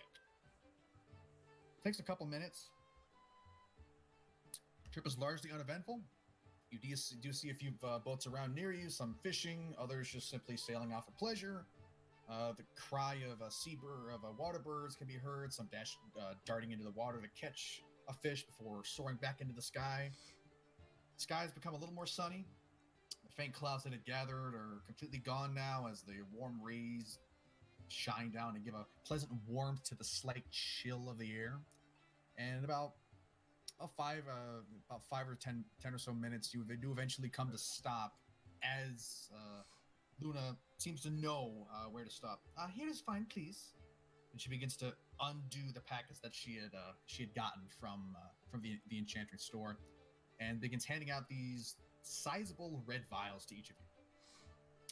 These vials should allow you to breathe underwater, as well as ensure your movement is not impeded. Sweet. So essentially, it's going to give you water breathing, and it's going to allow you to move your full movement underwater without the penalties normally encountered when you're trying to swim underwater, and don't have any special feats to counter that. Before we go in the water, Jinx turns to Aurelia and goes, "Teacher, I just had a thought." Uh-oh. No. No. Fu, this is for magic teacher, not muscle teacher. Wait, your turn. So she goes, "Teacher, so this ring makes it so I can walk on water, right? Yes. That means I can't go underwater. But say I take the ring off, go underwater, and then put the ring on whilst underwater. What happens?" You should be rapidly floating to the surface. Kind of like a life vest. Ooh. Does water walking is attuned or no? I can't recall. No, it's not attuned. Okay. Well, you can be attuned to an item but not be currently wearing it, I think. No. The only thing I'm attuned to is the staff of fire. Okay, yeah, staff of fire. Got it. Yeah, if I remember how water walking works, if you're underwater and then water walking is enabled on you, then you ascend 60 feet per round, so 10 feet a second until you're at the surface. And I was. You go up relatively fast. Yeah, get the bends. It's and all not that, it's not instant, but it's pretty quick. No, that's what I was thinking though. Like when he was explaining that, I was like, oh my god, what did it just fucking shoot you up? The Jinx-sized torpedo. With that, Luna begins to uncork the potion in question and kind of takes her breath. Okay, bottoms up, and she downs the potion in question, and immediately winces. Oh, that fishy aftertaste is certainly unpleasant. Yep, here it is. Sorry, if you target a creature submerged in the liquid, Damn it! spell carry You got to it before I did. Yep. That's all. Oh, that's been clarified, guys. So we're good on that. Yep. So I'm guessing, do all of you partake in the potion or no? Yeah, no, definitely. Luna. Leaf kind of like he takes the potion, he opens it, kind of sniffs it, like he's kind of like. Smells very fishy. No, that's not. I'm pretty sure that's what it smells like. Jinx just downs it. Doesn't even think of it. It's more like a precautional, like, making sure whatever the fuck she's giving us is actually like, Oh yeah, she drank it herself first, and aside from what apparently is an unpleasant taste, yeah, it didn't really. But how do we not know she gave herself the actual potion, but the rest of them are fake? You know what I'm saying? Like. Sure. This is Leaf we're talking about here. Yeah, well, I mean to be yeah. Are you lifting and slamming your feet on the ground? The deer do that so hell often when they're like, I don't know, I'm not sure. I'm gonna whack the ground, that'll fix it. I'm not saying he's like annoyed, because that's more like of annoyed action. He's just kind of like, I would say probably like, wary. I'm sorry. What kind of role would I be able to do? Survival. Would it be survival? I would think so. What do you? Well, hold on. What are you trying to do? Just to make sure it's not like, Poison. Wouldn't that be investigation? Yeah. I guess. I don't know. Your survival is like trying to do like nature survival stuff. That was. I mean, I'll say investigation. Don't quote me on that. Because this is kind of in a gray area. Investigation's a pretty safe thing to do for that. Yeah, just roll investigation roll if you want to like sniff it and investigate it. Well, yeah, investigate it for anything fishy. Aside from you have identified that the fish smell is trout. Again, aside from a very fish-themed smell, nothing seems to throw up any red flags that you normally encountered in the wild, like certain smells or the way that it would carry on your senses if you smelled something poisonous. So all right, so it was just more so like on his character being cautious. It's not poisoned, Lief. It's okay. So upon hearing what Aurelia has to say about the water walking thing, Jinx turns to Luna and goes, Luna, how long do these potions last? It should be good for an hour.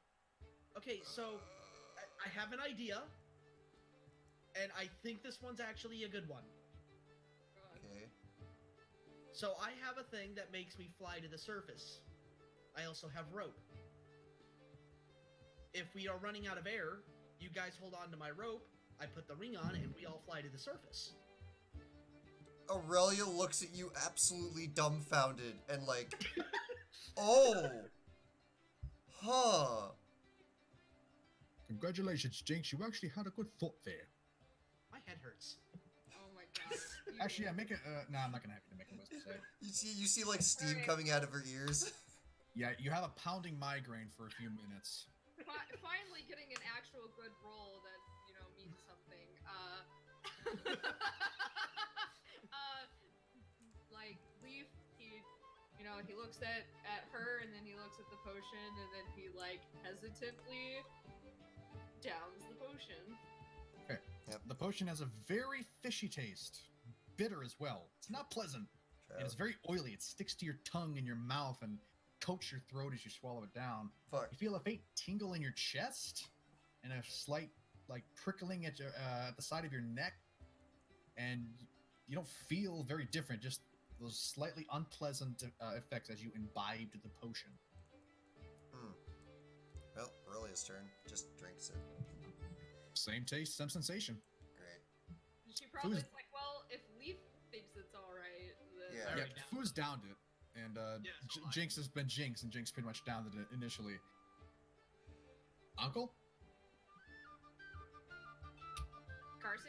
Carson? Well, he passed out. I was muted for a second. Oh, okay.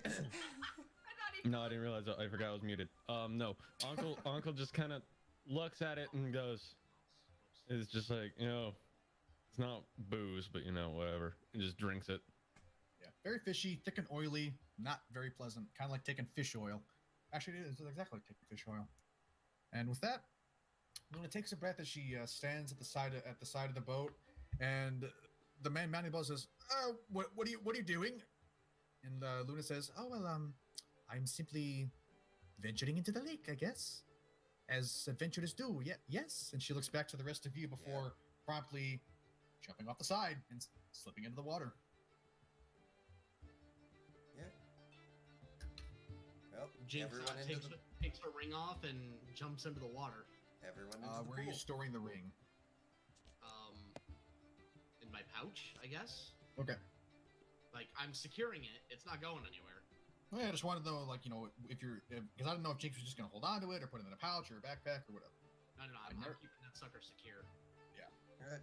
So, everyone into the pool. Dive in the water, and there's that telltale rush of cold, watery weight as the water splashes around you, and there's the initial instinctual urge of survival to hold your breath.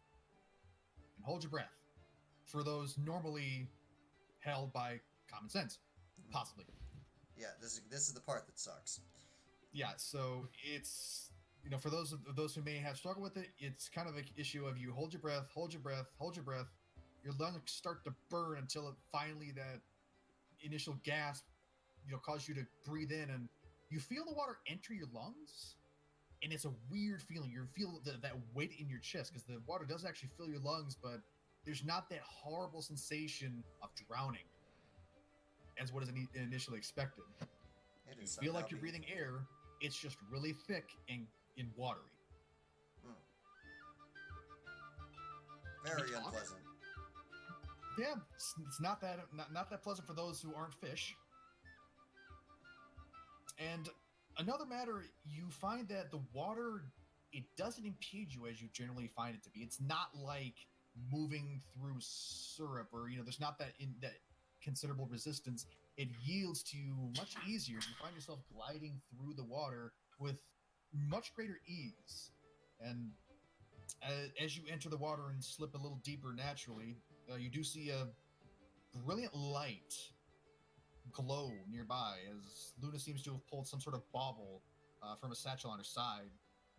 And she gestures for you all to come towards her before she starts to slowly descend down the lake as that glowing item kind of gently pulses, a very bright, warm light.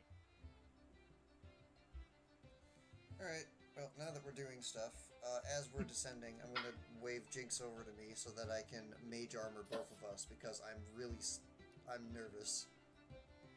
Okay. Jinx gives the thumbs up. Thank you. Yeah. I will say, given this, with the potion itself, it allows you to breathe and move through water normally, but speaking is an issue because no actual sound comes out. So just in future reference, if anything happens while you're in this state, verbal components of spells will not work. Oh. So literally, Can I all mage? of my In that case, can I mage armor? Does mage armor have a verbal component to it? In that case, I would have done that before we jumped in. Okay. I'll retcon that and say that Aurelia had the common sense to do so beforehand. All right, as you all venture deeper and deeper into the lake, the weight of the water isn't as considerable since your lungs are filled with water, so there's not that pressure difference, but there still is that sense of pressure pushing in on you bit by bit as you slip deeper and deeper into the dark, almost abyss-like bottom towards the lake. It's very deep, and you go deeper and deeper and deeper. Minutes pass by, 5 minutes, 15 minutes, 20 minutes. And it seems like you're just venturing in this endless watery void until eventually that glowing beacon in front of you, you start to see what look to be rocky outcroppings and basically rocky formations as what looks to be possibly the bottom of the lake or some form of geographic formation from the bottom of the lake comes into view. And you do see Luna. She seems to be looking down at that bauble in one of her hands very frequently as she moves, but she's moving with a very constant purpose. Was there anything anybody wanted to do during this before you continue forward? Not really. She seems to know where to go, so I'm following her. Okay. Yeah. All right. We're in a lake. What is there to do? Well, I don't know if there's things that my players want to do, so I give them the option so I don't railroad too hard. So, I appreciate it. As you continue, not a problem. So, as you continue further, several more minutes come before you see Luna pause in her descent and approach the now vertical face of this rocky outcropping before you. And what looks to be a passage, slipping forward into this rocky outfacing. And another detail that you notice as you've come across this rocky outcropping is you see this faint yellowish glow of raw natural Lyra Sight within the lake. And it's not very bright, it's a very dim glow, so you can see the crystals themselves, but very little with the surrounding area. And it's not dense, but it's a few faint glowing tips along this rocky outface as Luna ventures into this small underwater passage. I'm guessing all of you continue? Yes. All right.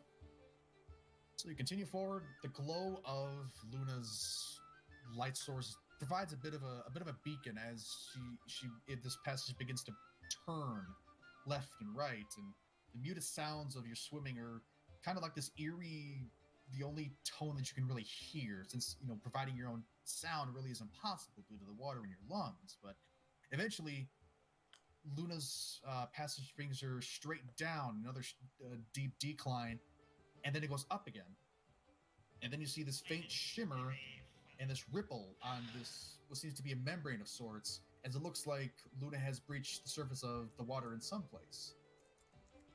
And as you get closer, you eventually do breach the water.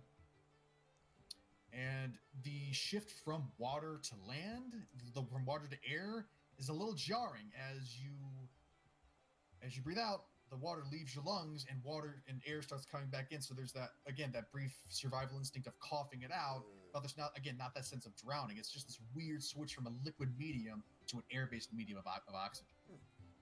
With that, it's like getting food stuck in your throat, but you can still breathe. Oh, it sucks. Yeah. Oh god, that's actually really unpleasant. With that, you come into this dome-like formation that seems to have been like an underground cavern of sorts. And stretching forward, looked to be a very large, very manufactured tunnel. This isn't natural, that you can definitely tell, because the walls are smooth, a little bubbly in appearance, but very deliberately shaped. And Luda is still walking forward. The visage of a pair of two doors become visible in the distance.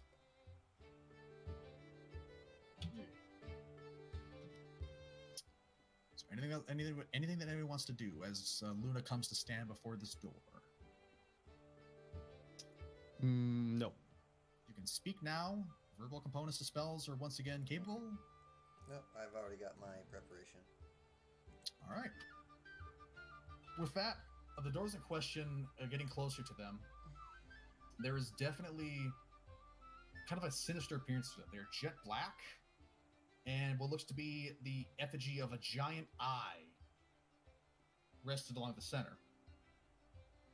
And taking this glowing bauble that Luna, has been holding, she raises it up and presses it into what would be the pupil of this eye, and it slips in almost naturally. You hear a faint chunk and the grinding of stone as these doors slowly split open, and you come across a pair of stairs going upwards. Looking back to you all, Luna kind of has a smile on her face. Well, it seems that we've arrived. I believe this is where you wouldn't mind some of you going before me? I'm afraid I'm not that good when it comes to dealing with the possible dangers of ruins or a dungeon of sort. Okay. Fu nods and quickly begins heading forward. What? I'll take point. And with that, let's bring you.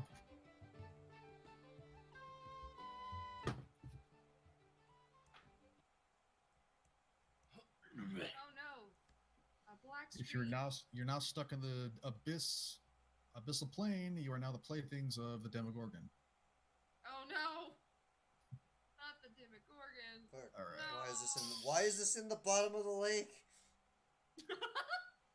Very good question. It's dark in here. Oh wait, forget I don't know where I am. Oh wow, we brought the cart with us.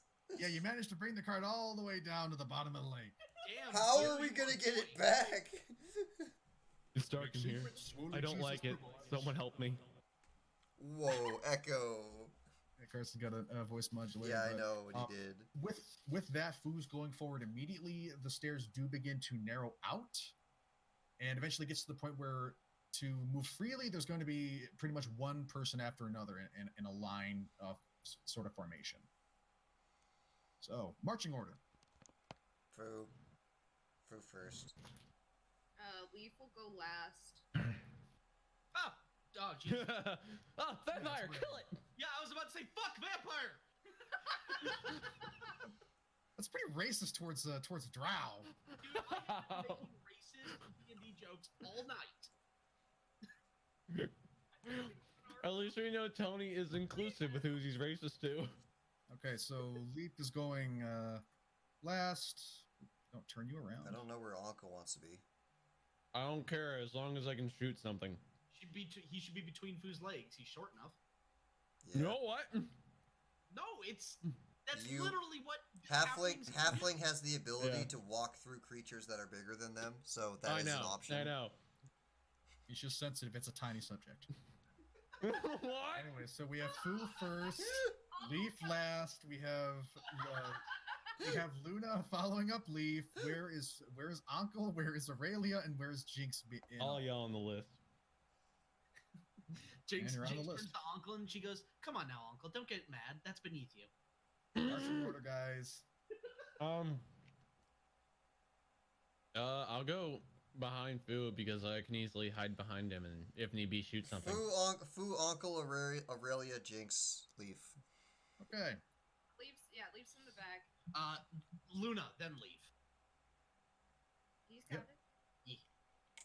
All right, so with that, the area that you come to, the surrounding area is somewhat similar to the passes that you came to leading up to those pair of doors, but it's a little more refined in a way. Like the passage initially, it was worked, but it was kind of bubbly, as in like the wall itself kind of gave and came back in kind of a wavy way, like whatever was used to carve it wasn't very smooth. It was like a point that kept traveling across it.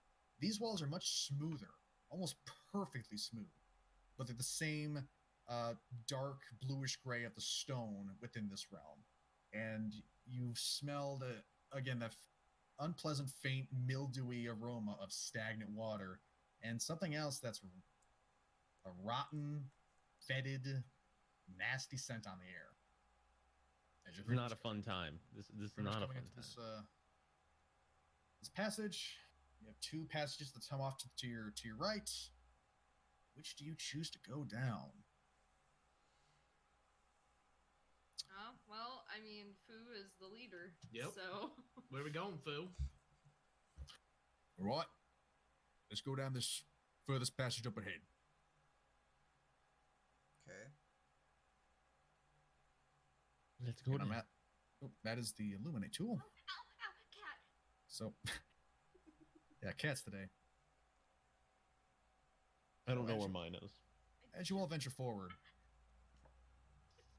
you usually come down these passages. Very winding. That's So I have a question. Yes. My hooded lantern wouldn't be any of use here, right?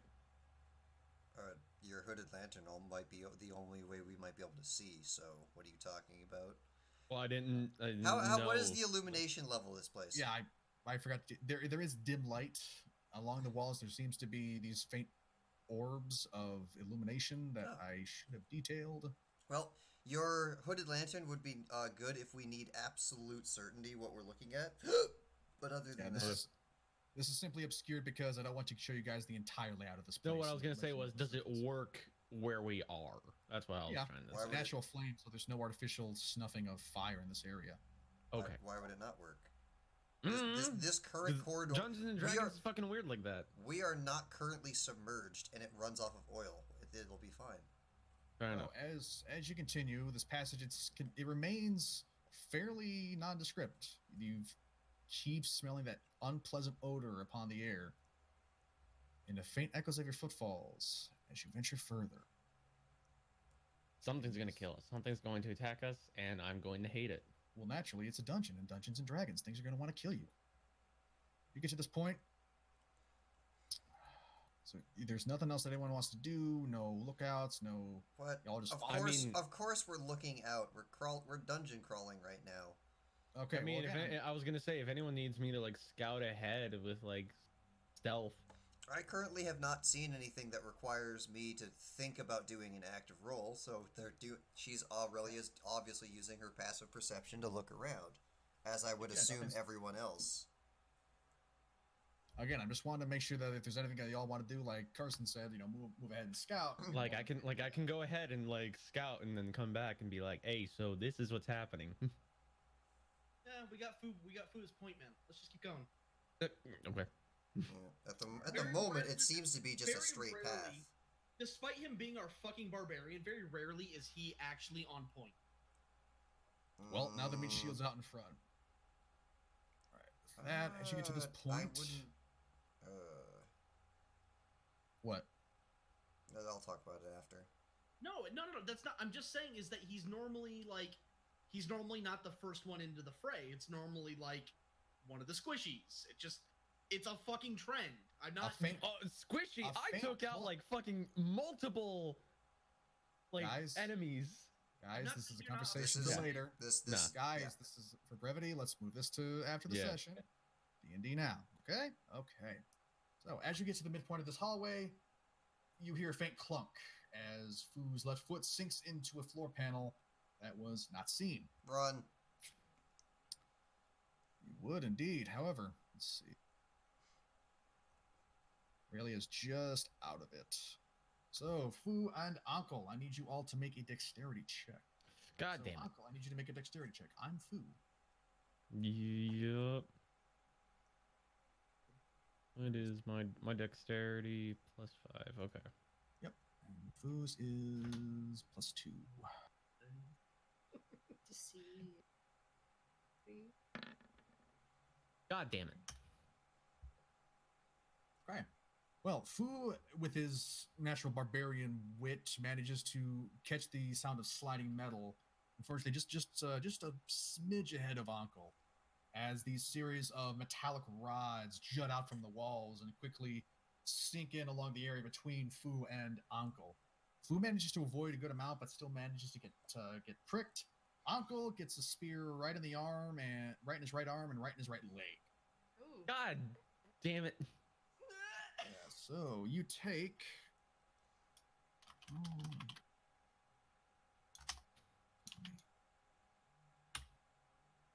All right, Fu takes 3 damage, piercing damage, and you take 7 piercing damage from the javelin trap that just speared into your body. Well, I mean, hey, I got that bludgeoning damage, and now I got this. Let's see if I can die. There you go. So you want me to update your health, or are you going to do that for yourself? I'm doing it. All right. We're doing fantastic, guys. You were at 28 and you took 7 damage. You should be. No, but I also had that bludgeoning damage from earlier. Oh, that's right. Duh. Good work, GM is great at tracking their own. Fu looks back. Hey, Uncle, you doing okay? No. You'll be fine, little buddy. So with that, your venture brings you forward still, and you're met with another fork. Off to your left up ahead, and off to your right, immediately closer, there are 2 passages. Choice on which to go forward. Ankel, do you want to pick this one? Very cautiously. What? Did some... I said, do you want to pick this one? I think maybe you should go inside one of these rooms and do a bit of reconning, so we know what we're getting ourselves into. Oh, fantastic. Yes, and the guy that just got stabbed. Ugh. I mean, if you'd gone ahead and scouted, maybe that wouldn't have happened. Just saying, the sneaky guy maybe should be sneaky. All right, I'll go. I'll go on ahead. Do I roll stealth or? If you want to stealth, you can. Because presently you're all just going forward at a normal pace. Alert pace. I'll stealth just because I want to be safe. Okay. And I don't know what's going to attack me or hurt me. Only time will tell. You blend into the shadows, then they accept you like the arms of a long-lost lover. You vanish from sight as you venture forward. Where are you going? I'm going to start going towards this way. That way? Okay. Yeah. I'm there. And I'm just going to assume you're looking into this room in question. Yeah. You come to a very large room, and there's a rather disturbing sight. There's a massive pile of gold right in the middle of this room. And to your immediate left, there's 2 placards in a language that you cannot immediately understand. And along the walls of this room are skeletons. 2 seem to be chained up to a wall. 1 is slumping against it, all seemingly very dead. I want to roll a perception for any kind of immediate traps. Okay, that's going to be an investigation. Oh, okay, investigation. That's fine. I'm not very good at investigation, but you know what? Let's just try. Nope. You do not feel that there are any traps immediately in front of you. The room seems fine. There's a lot of gold, and some skeletons, and some words that you don't understand. Oh, God. Words never hurt anybody. Where's the... Wait, okay.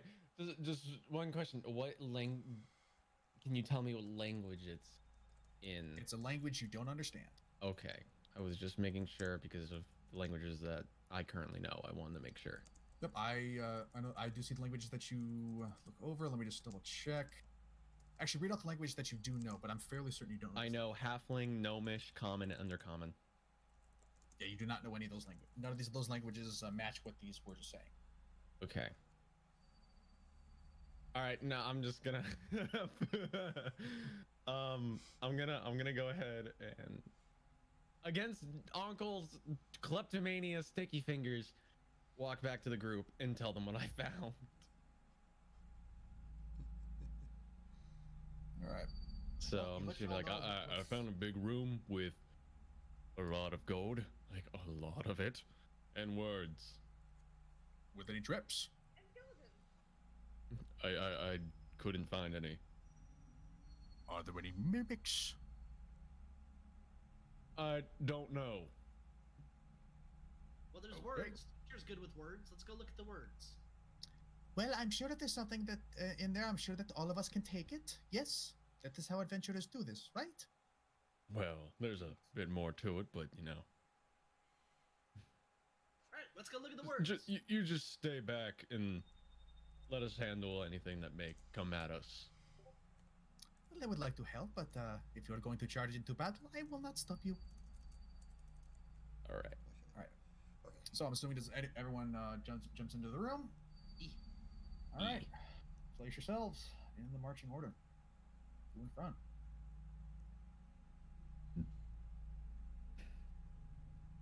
As you enter the room, is there anything that you want to do? Yes.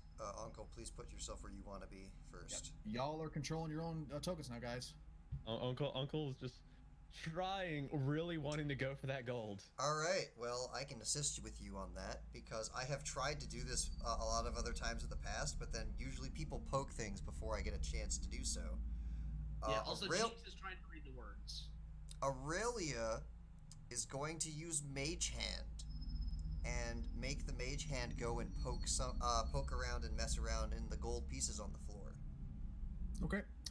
Jinx tries to read the language and cannot read, even for the strange way that she can read Infernal. This does not register. Okay. Leif, you want to change your token? What? Oh, sorry. I thought you were moving everyone. Nope. This is a situation up until where... recently he was. He just decreed player control. Yeah. All right. Yeah, So Uncle really wants to touch that gold. Jinx is looking at the carvings, not really be able to tell what they say. Right. And Aurelia, I almost called you Audrey. Yeah. Aurelia's Mage Hand is currently flicking around in the gold pieces and anything happening. All right. You just see it poke, poke, poke. The rustle of gold as it chills around. As the hand continues poking around and it gets to the center, it pokes and suddenly sinks down as you hear a very fresh.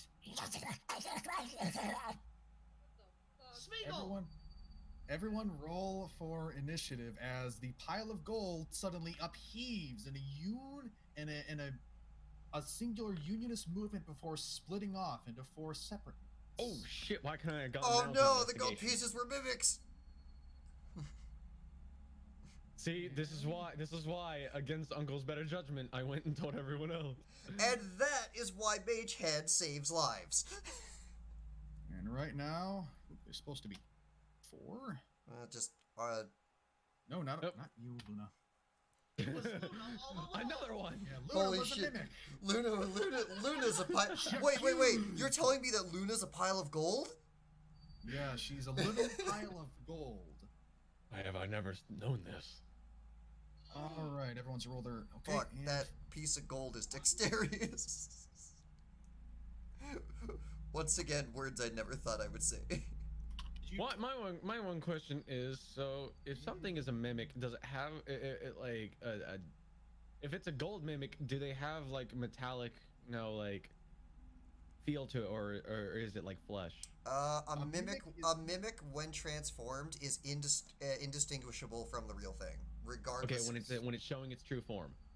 When it's showing its true form, it's sticky. Okay. Yeah, it's got basically an adhesive body to it. Okay, I didn't know if it was like still.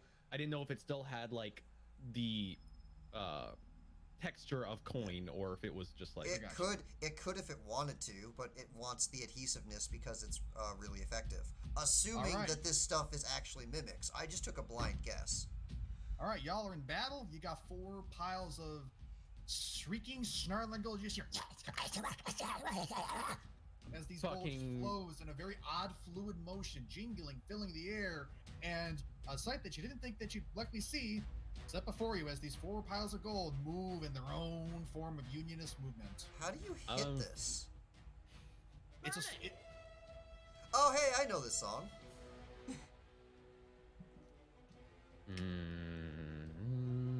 There's a lot of YouTubers that use this song. Hey. Yep. I'm gonna fucking.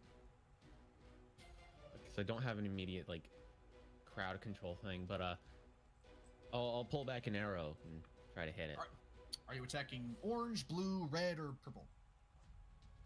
Orange, because it's the closest one to me, and because of my experience with mimics in the past.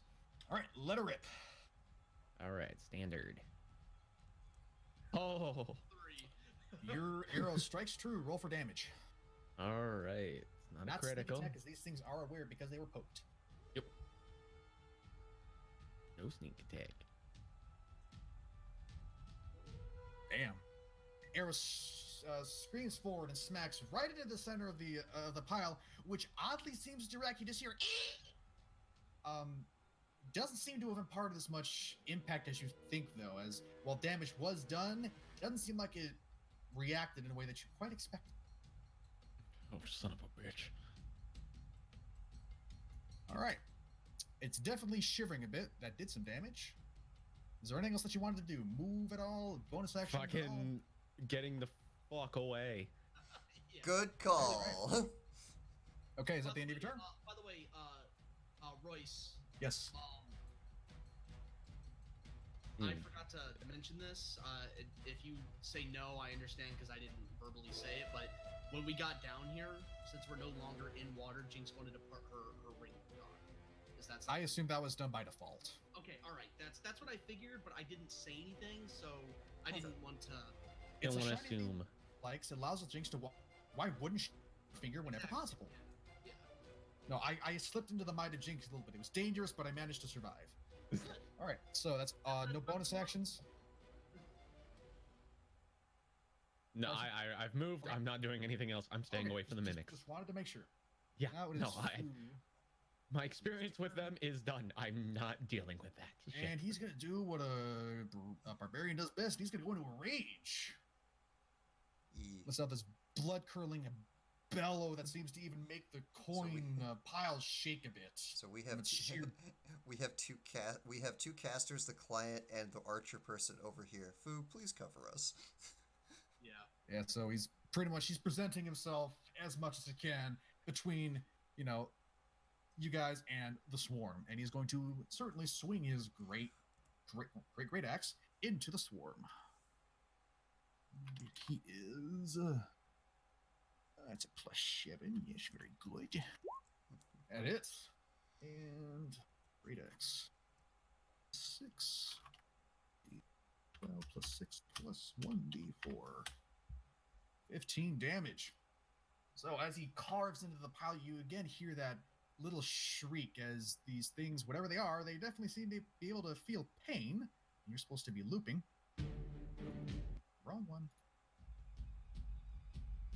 Whatever.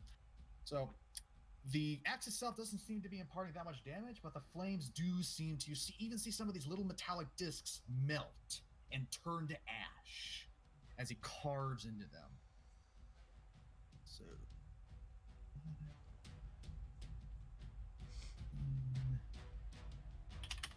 all right, this orange it's slumping a bit. It's not as liquid or mobile as the other 3 piles are. It is definitely not feeling too good.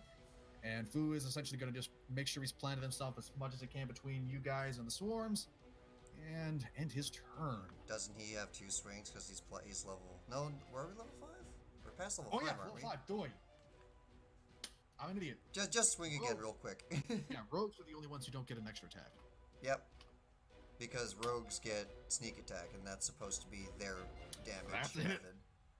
Thanks for reminding me on that, Dargon. Yep. D12 plus Here to 7. help. I just ran, so don't worry about me. And push. Another cleave into that. 9.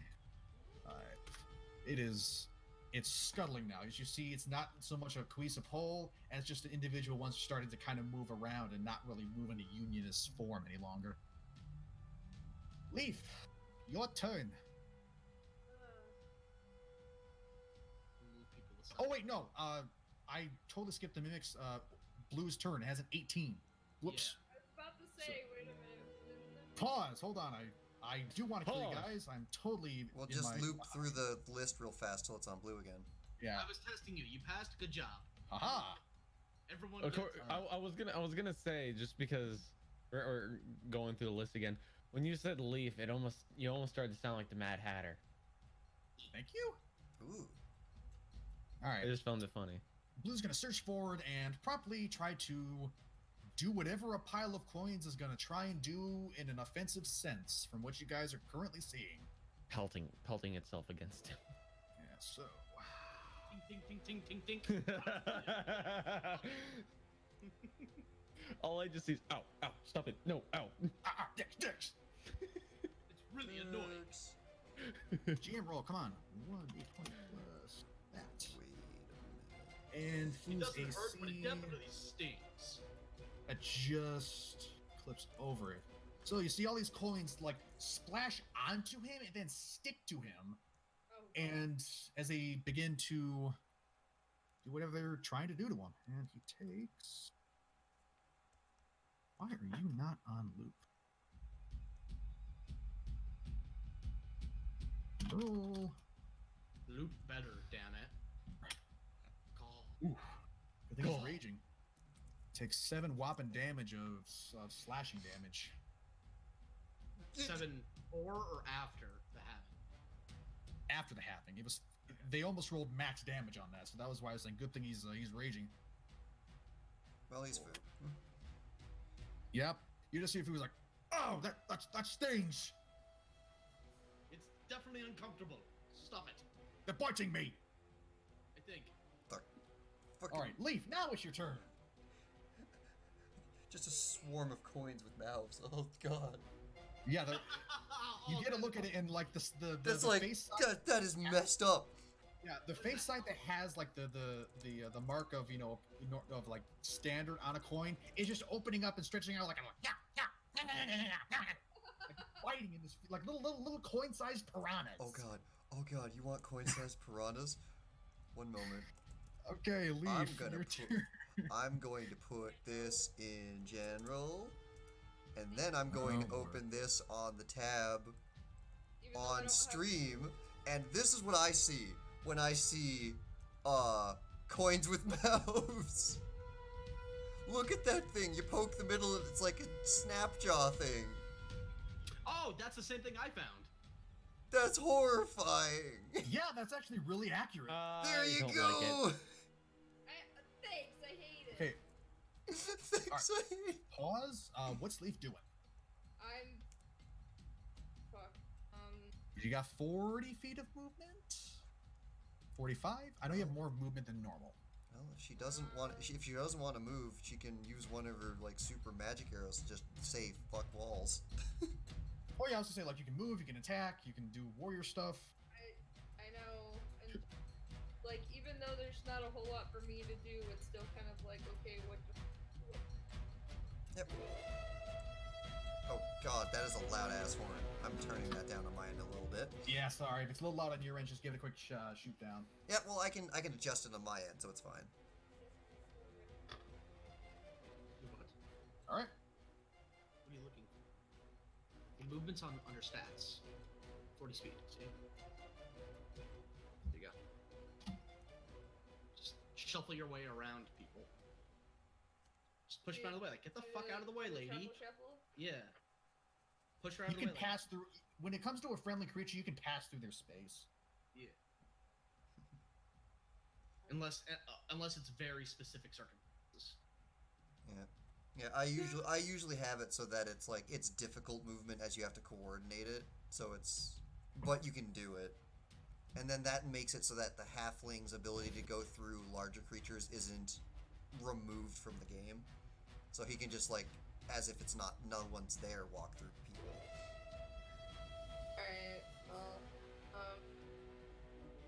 here, he's gonna take out, remember, what kind of sword did He has, because I didn't actually really choose a sword, I think we just kind of, like, take this one. short sword, I think. I know it was in the last session, though. No, bad. I don't remember what kind of sword he has. Just a short sword. You've already got it in your roll thing, so it's fine. He's gonna take out his sword. Yeah, roll to hit. All right, so you're attacking blue, or I'm guessing? Attacking blue, yeah. All right. The thing in front of me. He's blue, da ba dee da ba die.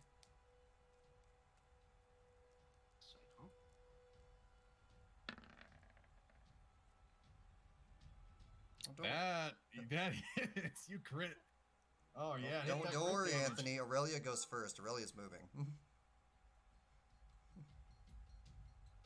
Alright. Attack. Crit, yes. Short sword. Sword. It's just a sword. No. Oh my god, look how the dice are Yeah, that's weird. And you have another Oh, the 4 is actually being propped up by the 5. Oh, that is so weird that it even supports that logic. That is really weird.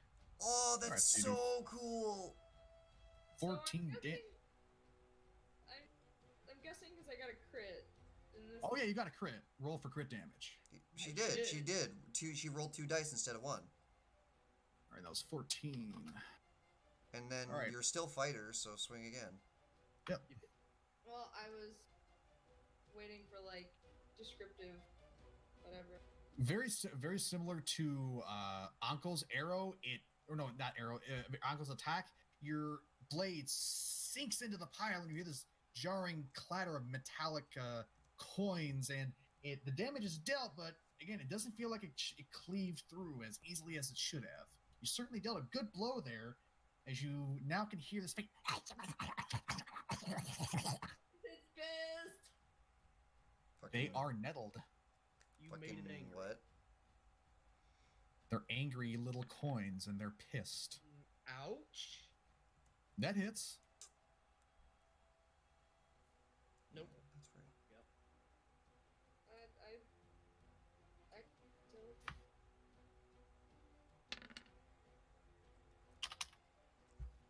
Should be right. So, the 9 damage. 9. All right. Similar to previously, you come back in opposite from your initial swing and carve through it again, and you strike true. You dealt some damage, but again, not as much as you feel like you should have there. This pile, similar to orange, it seems to kind of be like not as cohesively moving, and it's just more sluggishly moving in slightly more random areas. It's still a unit, but it's kind of lagging. Well, did you want to move it all, or is that the end of your turn, or did you want to do anything else? I'm gonna. Be careful when you move backwards, because it will provoke an opportunity. If you want to stay there, that actually does a good bit of blocking for something I want to do later. Alright, I'll just stay. I appreciate it. Right. All right. Because right now, they are lined up way too perfectly for something. I got it. All right. And with that, it is Luna's turn. I should probably give her token a name. Probably a Should good not idea. just I thought blank it did. blank. I must have actually removed it earlier. But with that, I'm just going to squeeze. This should probably be enough movement. Yeah, plenty of movement. Gonna squeeze by here and I am kind of currently streaming for money. eke herself here, kind of poking around the corner. What do you mean, what? And she extends out a hand. And she lets out a searing firebolt. Is You know, it's funny. Orange's thing kind of blends in with the coins. Yeah, it kind of looks like a big fat king. That's the king coin. You kill that, Yes. all the coins die. Oh, yeah. That's right. That would be. We are cool. homunculus. We are homunculus. Oh my god. God damn it. You would fucking. You fucking would. Mm. That is not a hit. It's okay. Not everyone can be as cool as what I'm about to do. And that is definitely a hit. She aims for red. The first missile swirls into the air and misses, but the second missile finds its target in orange. I said red, I should have said orange. Wait. That does. Okay, apologies. I was being called away for a second. Is she shooting magic missile? No, she's using firebolt. Okay. Indeed. 5 points of damage. Bolt of energy sinks into the pile that food's been smashing into, and you just see this glob of gold just melt away and fizzle, almost in the same way as the few coins that have been burned by Foo's axe. And this pile promptly, if I can, there we go. Dead. Oh, orange dead. Okay. Yeah, and with that, actually, the coins themselves largely dissipate, as the remainder were consumed in fire. Take that. Okay, homunculus. I was about to say, please don't kill them all. I was about to kill them all. Luda says, "Ha ha! I got it." Definitely a rush of combat that what she's not used to. And with that, Aurelia. Oh, she's moist. It is time for the narrative cheater that is Aurelia to do massive combat damage. Do it. Do it Aurelia now. is going to move 13 feet over here. I will flavor this as, because combat happened simultaneously, Lief and Aurelia kind of moved together. Lief kind of blocking for Aurelia, and after Lief does her swings, Aurelia is going to do a very carefully placed lightning bolt. Like just shy of hitting Lief. Very expertly timed. Very expertly Oh, I did placed. 13. I can go a little bit more over here. What do I need to do to get an angle that Lief is fine but hit all three of these guys? That's your good enough angle to hit all three of the groups without hitting Lief. Understood. Because the line's intersecting with all three of the piles, but it's not intersecting Lief's area. Good. Thunder lightning bolts. Please make your dexterity saving throws. Number to beat is 14. Okay, let's see. 20. The coins part around the lightning bolt. Fuck you. Nope. Wow. Okay. Again, blue and red. Again, you don't have to do them. You can do them one at a time and assign damage as you need it. That's why I roll the number first. Whatever's easier for you. Oh no, I got it. No, blue and red gets smacked by this thing headlong, and that is 29 damage. Jeez. You essentially just see the piles vaporize. They didn't sizzle and burn out like with the firebolts or Foo's axe. They vaporize in a slight shower of metallic sparks, and you just hear a faint and like this unionist screech as those two groups die. And let's see, that is purple made it with a 19, and so that's half 14. That's right. Make it when it's halved, right? Yep. Yep. Halved, and if there's a remainder, round down. And so these two dead, vaporized. Purple. It's kind of just blobbing out. It's not surging and moving. It's just kind of going blur.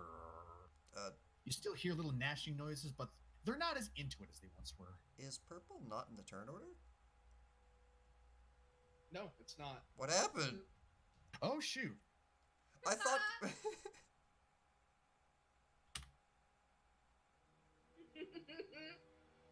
I think you did roll for purple, but you may have removed it from the turn order at some point. No, I pre-rolled these. I must have accidentally deleted purple by accident, but I recall. Oh yeah, no, purple was the one you had to add in back. Yeah, because there was only 3 of them. Yeah, that was 4. So I'm not fudging anything, and why would I fudge a 4? So does Aurelia want to move at all, or is that the end of her turn? Oh, again, Aurelia only used 15 feet of her movement, so she's gonna go straight back. Well, she's gonna go straight back and a little bit down so that Jinx has room to do whatever she wants. Unless you don't want me to be specifically here and you want to get the cracked, shoot it purple. Well, you know what? You have water walking. I can go like here and it's still fine. Okay. Yeah, it's fine. Okay. So.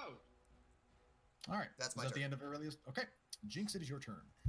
Jinx walks next to Muscle Teacher. She puts her just a second. Yeah, just a second. I feel like burning hands. She holds her hands with her thumbs touching and fingers spread, and she casts Burning Hands. I knew it. 15-foot cone, and let's see, hold up. That's a spicy cone. You make it. DC of 15. DC. Take half damage on a successful. What saving throw? Dexterity? 15 dexterity. Also, does Wild Magic Surge go off? No. Oh, yeah. How come your burning hands just... macro doesn't specify what saving throw? We'll fix that later. Yeah, you might want to dex that. That is a failure with a 10. Your roll for damage. She did. It. I set up the macro so it just does it right away. All right. Yeah. Wild Magic Surge does not go off on its own. It does not go off on its own. Still got it. And with that, much in the same aspect of when Fu and Luda made their fire attacks, these just kind of burn and slag and just turn to ash. As you hear the ones ferocious just kind of go into... Did you see that? That is dead. You look over it over at Aurelia, and you just see like a glistening glow smile off of her. Ah, I feel better now. She's released all that pent-up irritation. All right, with that... Uncle gives a sigh and just like, so I guess we're not getting more gold. With that, there is little more remaining of those odd living, biting gold coins. So has anyone tried to see what is ready? Let's see. Uncle, what do you speak? I speak halfling, gnomish, common, undercommon. Okay. Aurelia, what do you speak? Common and infernal. I believe so. I believe that. Yeah, that's all I have. Okay. And Elvish, Sylvan, and common for Lief. I mean, unless you count thieves can't as... if you guys give me 10 minutes, I can comprehend language the thing. But yeah, no, I was gonna say unless you count thieves can't as a language, but it kind of is, but this isn't. Yeah, Jinx speaks deep speech, giant, common, and infernal. That's great. She still can't read. Yeah, but out of curiosity, what's in any of those languages? Tell me. You don't know. I'm not divulging that. I mean, the way you said, well, it's too bad she can't read. Right? Well, shucks. So, is everyone pausing? Holy shit! Not only did I find it, I found a GIF of it. So is everyone pausing to let Aurelia ritual cast? That's what Aurelia's like. She's just like, yay. All right. Yeah, I can just do comprehend language if it is a language at all. If it's just runes, then this isn't going to work. But then at that point, we will know it's runes. I'll say, with your magic background, you understand runes are generally oriented in a way that each rune is singular and means a general intent. This is more oriented in a word-like structure, so this is a language, and it is not a runic imprint. Why is it not? Yeah, okay. Does anyone else want to do anything while Aurelia is doing her 10 minutes ritual cast? You know, I was a little off topic, what I was gonna say is, man, I had a choice between gnomish and dwarvish, and I went with gnomish, and we've not seen a single gnome. Well, I mean that could change. Also, by the way, in this passage there is a door, very heavy metal door set within the stone. Hmm. Very appropriate. So, I didn't hear. If was anyone wishing to do anything or no? I didn't hear anything. So, I mean, there's not other much than for- keeping guard and making sure I don't fucking die. Uncle's just gonna stand by, twiddling with a dagger. okay. The thing about Lief is he literally has nothing to do. With that, the 10 minutes go by relatively uneventful. That horribly stagnant smell of water and rot continues, and you swear you hear a faint rattling growl somewhere in the distance down the halls that are available to you. Aside from that, nothing really registers as an immediate threat. Is this from StarCraft? It sounds like it's No from idea.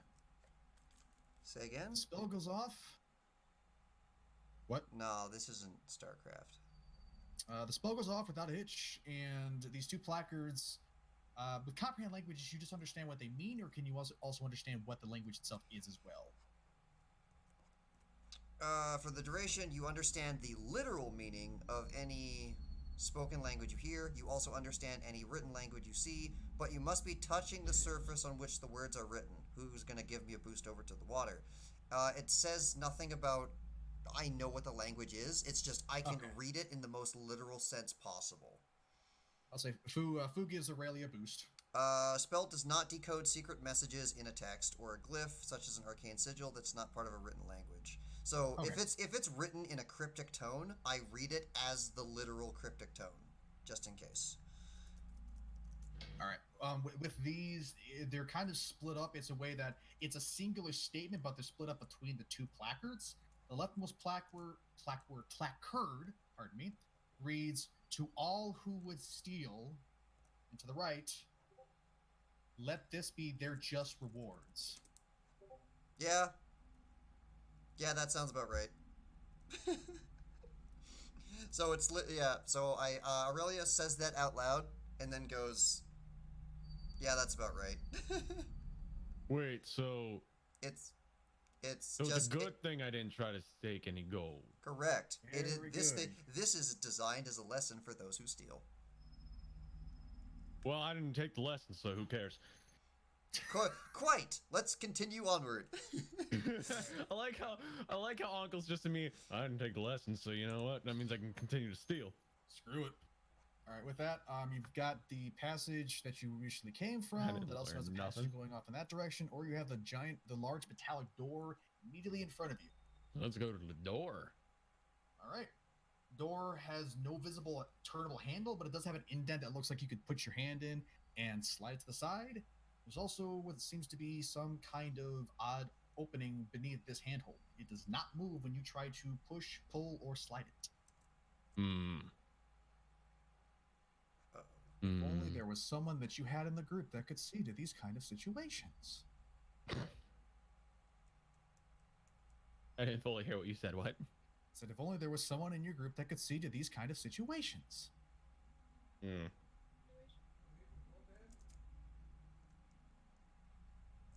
It's locked. Yeah, I know. No, I know. I was I- sorry. No, no. My mind kind of like. No, I I'm can look finding that like out now. We were in the middle of something Alright. that I couldn't really guess. I believe it's make a d20 with your proficiency modifier in these tools. What is our current uptime on the stream? 2 hours, 40 Mm. minutes, 40 seconds. Oh, we've only been up for 2 hours. It feels longer. Do we need to take a break? Yeah, but it's because what I want to do is going to take longer than a break. People are wondering if we're going to go for food. Wait, what would be my? All right. D20 So plus how tools work is the exact same. It's effectively you do how the game formulates. How the game formulates skill checks, but then you just do it manually and you understand what's no, happening. no. I was just trying to say, like, how do If I you know have- my proficient thing? It should be shown in your. It should be on your character chart.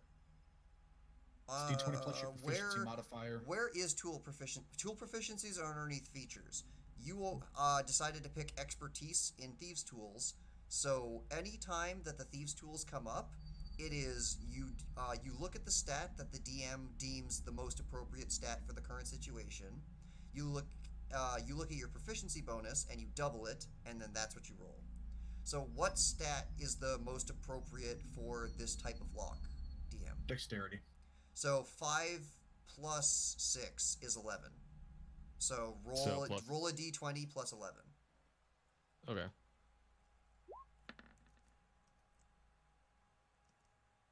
Slide your tools in. Takes a few moments, but you do eventually hear a ratcheting click. Pull your tools back, and the door slides open with no issue. All right. Awesome. Revealed a room. Oh no! Very nice chest situated within it. I'm fucking shooting an arrow at it. But you have mage hand. Go ahead. All right. Fucking shooting an arrow at it. Make an attack roll. Attack roll. Yes, just because I want to see the number. All right. Because funny things may or may not happen depending on the number. So it wouldn't be a sneak attack. I'm just making sure. Just roll a d20 and make an attack roll first. He's not asking for damage. He's asking for hit. Yeah. All right. Hits it, the damn thing explodes. All right. Just roll a d20. Yep. Well, actually, one of them said for the lesson. What does this one say? Fuck. Wait, where's your pluses? I didn't know what. It's your attack modifier. Well, it would be he's 5 with dexterity, and he's 3 with 5, 6, 7, 8. It would be an 8. So that's 9. 17. Yep.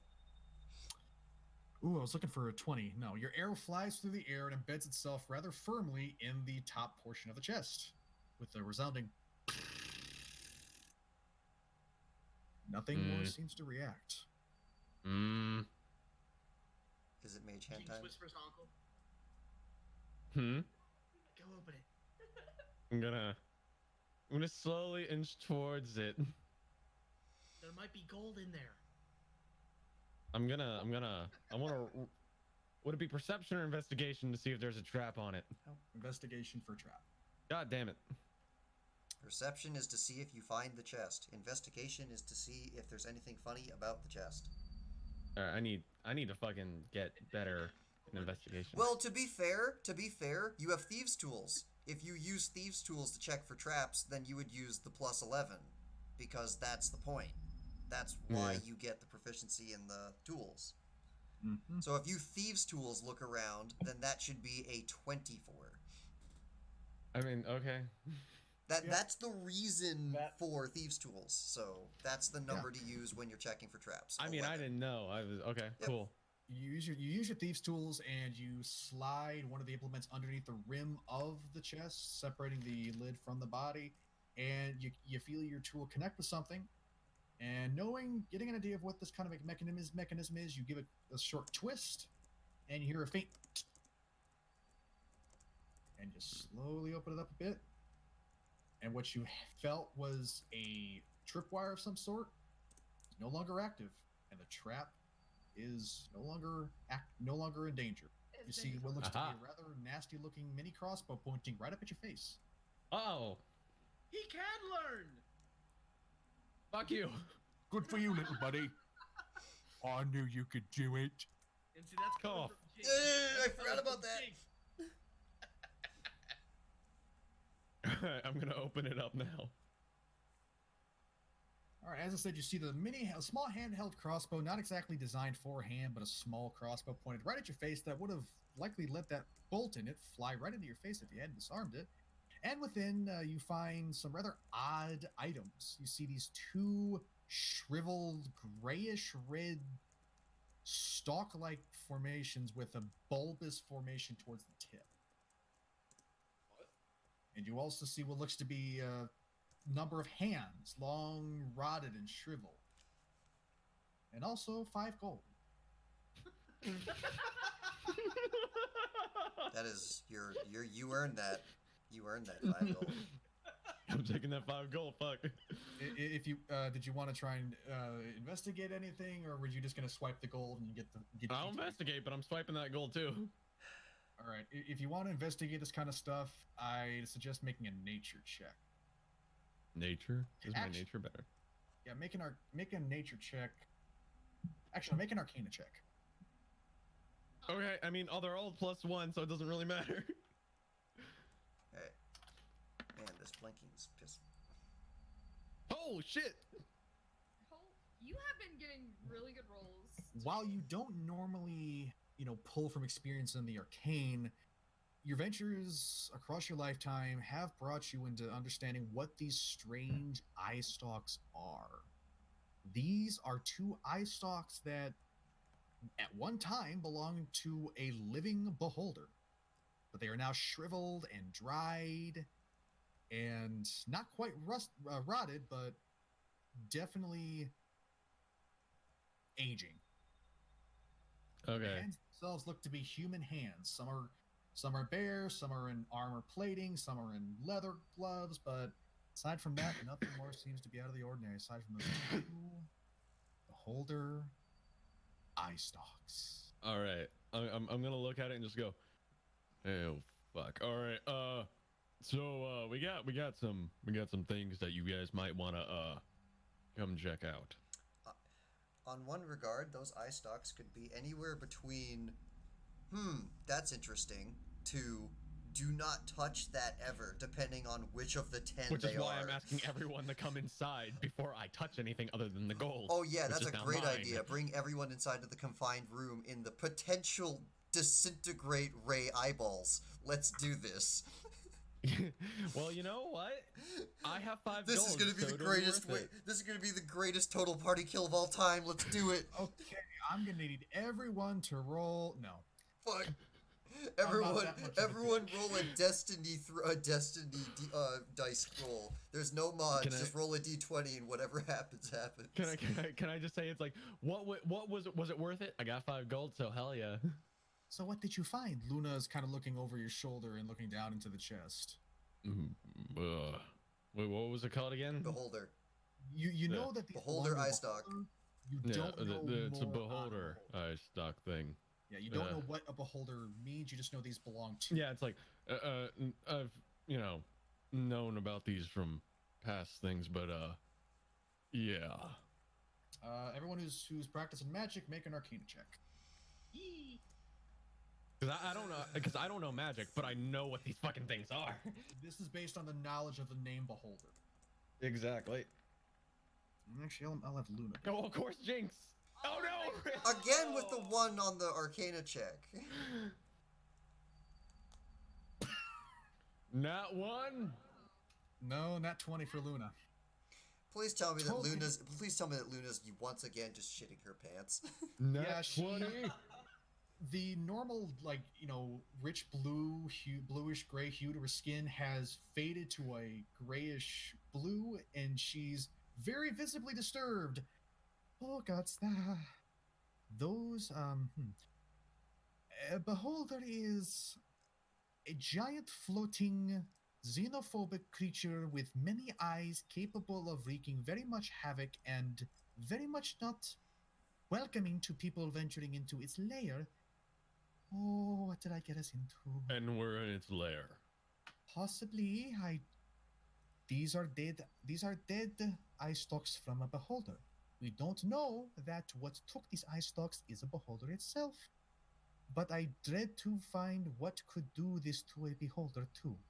So, or just ballpark it. What are the chances that it's a beholder? 50-50? That is the best answer. That is the best answer that I can get you without metagaming. With metagaming, oh boy, oh boy is the only answer I'm gonna give you. So wait, no, Jinx turns to Luna, goes, so they're magical. Yes. Sweet. Jinx reaches to grab for them. Oh god.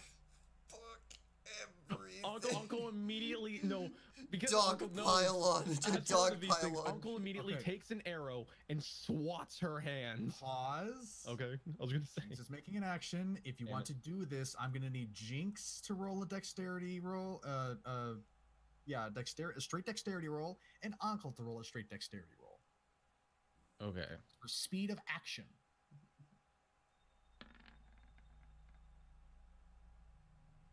Ten for straight. So it'd be a plus straight, 5 from my dexterity, right? Yeah, straight. Not a save, just just a straight pure roll for dexterity. Yeah, it's just a dex ability check. Oh, no! So we gotta roll again, yeah? I would say leave it up to the fate of a percentile dice. Both of you roll a D100. I'm curious now.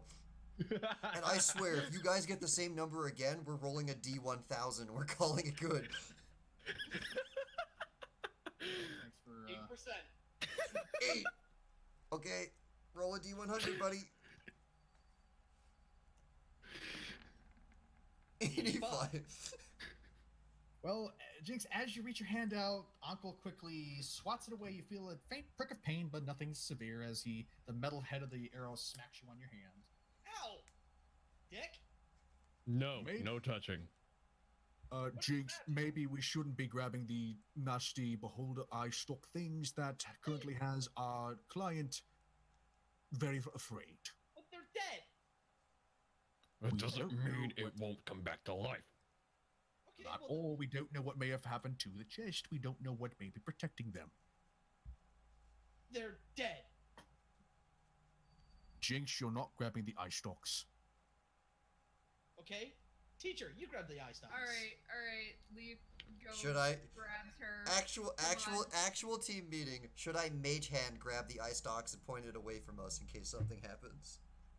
Is that acceptable? Team meeting. I got mage hand for this reason. We could No, be in the something other. for the end We of the could be in side. the other room while we do this.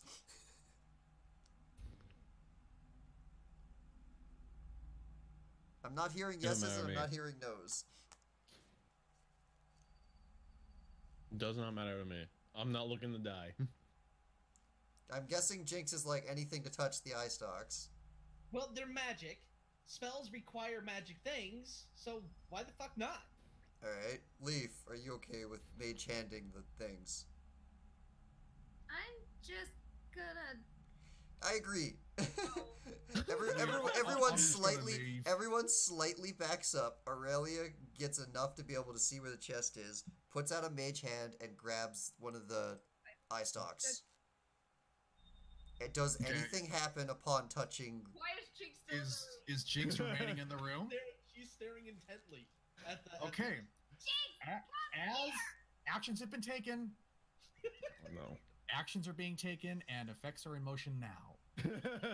As the mage hand reaches into the chest and grabs an eye stalk, is there a specific eye stalk, or are you just doing it randomly? Because there Well, due to the fact that you have not told me how to differentiate between the two eye stalks, yes, it's No, I randomly. know, but you're playing her as Okay.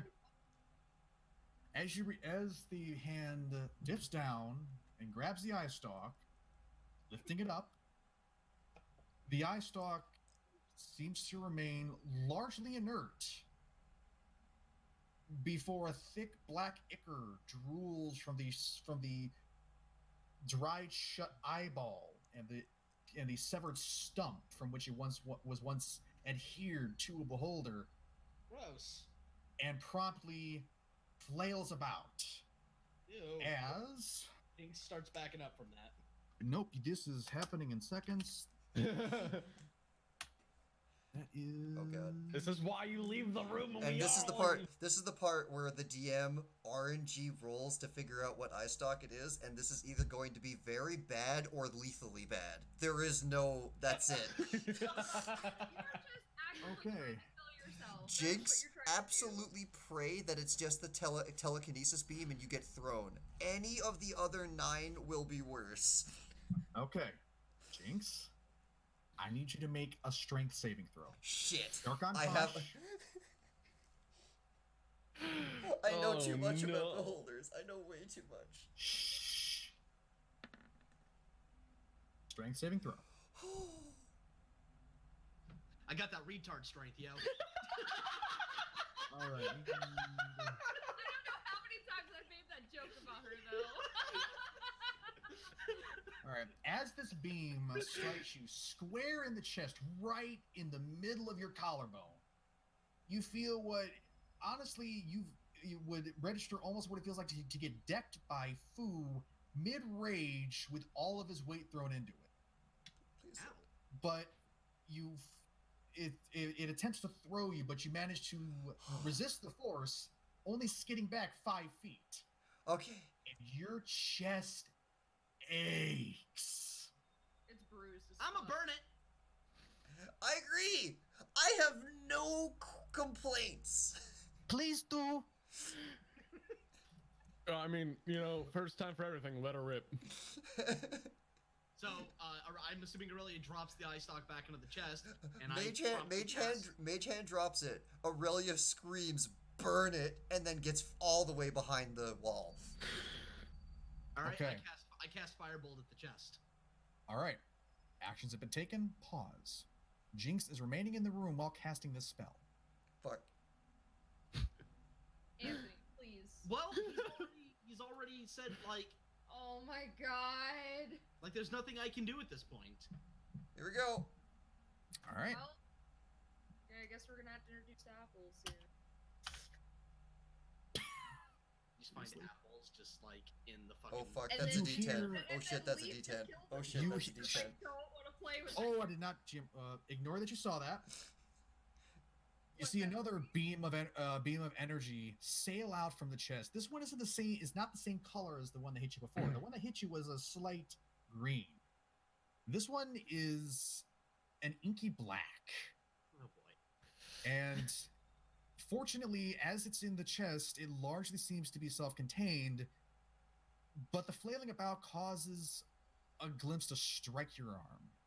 I need you to make a wisdom saving throw. Oh no. Which arm? Oh. Well, bye, Jinx. Definitely bye, Jinx. As the ray strikes you, you feel this ungodly fear grip you. Oh, that's not that bad. Fear beyond survival instinct. This is fear tugging at your sanity. You are terrified of whatever is burning inside that chest, the likes of which you've never experienced in your entire life. That's fine. Fear's good. For She needs 1 to minute, live. you are terrified to an extent you have never felt. Well, you're terrified of those eye stalks, and those eye stalks are burning, and we're gonna burn them, so... That could have been way worse. Aside from that, nothing more happens. You're simply very afraid for 1 minute, and it eventually passes. Your Okay. heart still hammering in your chest, heartbeat ringing in your ears, but largely alive. Well, it wasn't the petrify ray, it wasn't the disintegrate ray, and it wasn't the instant death ray, so good. because it's apparently necessary to have 3 instant kill laser beams on the table. Okay, Anthony, what has Jinx just done? Jinx ran out of the room screaming, and she's now knelt on the water trying to get under the surface, but she can't because she forgot she's wearing the ring. So it's like watching a dog trying to dig up a toy that's underneath a door. Yeah. You just see her just hitting on the surface of the water, like ah! Yeah, like it persists for a minute, but it eventually fades, and it's a fade to where it's like a light switch, like boom. Why was I afraid of that? Uncle looks over at Aurelia and says, "Yeah, that doesn't seem at all normal." Leaf walks over and he's like, Jinx, are you okay? Aurelia spawns mage hands and then cuddles her own mage hand. Mage hand is OP. Fu gives you a pat on the head. Now, what did we learn? She's still screaming. So what did we learn? What did we learn? Leaf's gonna pick her up. 57, 58, 59, 60. Why am I here? Well, I was just about to say before you started counting, Leaf just picks her up and hugs her. Yeah, no, okay, so Lief is hugging her, and then the 60 minutes start hits, and or 60 seconds hits. She stops screaming. She looks at Lief. She goes, "Aw, hugs are nice." All right. Uncle looks over at Aurelia and says, "I'm pretty sure that was probably the best thing that could happen from that situation." Absolutely. Right, so that's par for the course. Shall we continue? Yes. Yeah. Let's How destroyed is continue that chest? on with our day. It is burnt to ash now. There are two very yes, there is now jiggling butt cheeks where it once was. The eye stalks that were once there are no longer there. The crossbow trap sits burnt and mangled, nothing more, and the hands themselves are similarly burnt. Absolutely amazing. I'm gonna shoot another firebolt at it and call it a day. And hits the ashy mound and burns it more. Got it. All right. Let's move All on. right. Here's the more important question. What's down this hallway? You come across another The door. rest of the beholder, you're dead. This one looks to be flush against the wall, but you see a circular indent that just begs to be pushed. All right. So, Uncle calls out to the rest of the group. So, we found another door. Do we want to proceed? Yes. Anything to get us out of this room. All right. Yes. Uncle pushes the door. You hear a deep rumbling sound as the door slowly sinks into the ground and reveals another room. So you guys want to hear another joke as we walk? No. You know what? After that, you get one. Never mind. No time. Oh. Okay. Maybe later. No, you can give the joke as you guys are walking into the room. Oh, yay! Yay! So, how do you know a halfling got into your pantry? Damn it! Oh God! Only the lower shelves have been empty. Why is this a halfling joke? Because you're Okay, that one was kind of funny. You know what? You know what? All of you are assholes. Thank you for keeping us alive, Uncle. Joke You're having welcome. been had. I need your hat, Dick. What is Okay, the everyone but marching- Lief. Okay, What is the marching order of everyone coming into this room? Uncle's first, so. Jinx is still Jinx is holding one of Leaf's hands because she's just like, yeah, hugs are nice. I'm not going in front of Fu. All right. Fu's going in frontwards. Luna is kind of still waiting. She'll. Luna can stay in the back and do whatever she wants. Luna's just there to look pretty. She doesn't exactly wish to stay in the room that the eye stalk lasers went off in, but yeah, she's definitely going to trail in behind. The room in question that you come into now, it's a little more macabre. You see what looks to be four statue-like statues. Shut up. That all look to be humans of some form, humanoids of some form, in varying modes of expression. The statue over here, with its head unfortunately removed, looks to be an armored individual in a stance of fear, arms held up as if trying to block something. The statue here depicts. I'm getting some real Gantz vibes. Oh my god. Dude, they're even green and red. Holy shit. The statue here depicts a woman in robed garb, seeming to have silently accepted her fate. And the statue here depicts another male figure in leather armor, looks to be thrusting forward a sword of sorts in mid-action. And another statue seems to have toppled, shattered on the ground. Oh, this doesn't seem good. 10 ground- points come to life. The ground itself also bears scars. You see, right along the ground, there seems to be something that gouged out the ground itself, as if the material itself was burned or melted away. Okay.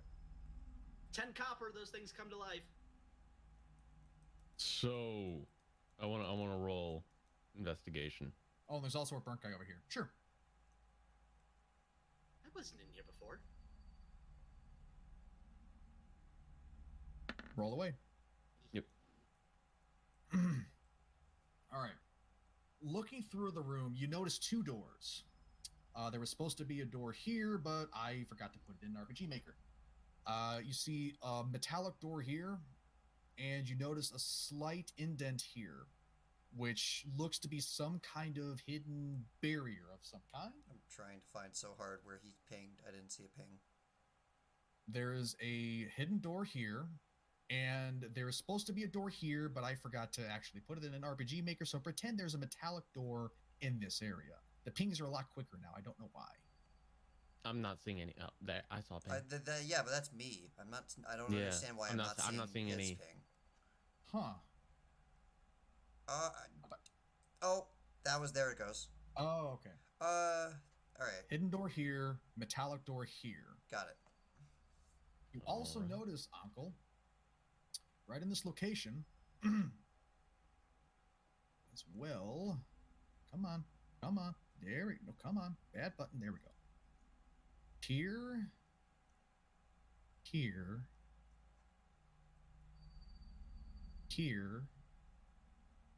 and here, all have telltale signs of the tiles being slightly recessed, just barely, but your eyes can tell these are more recessed than the area around them.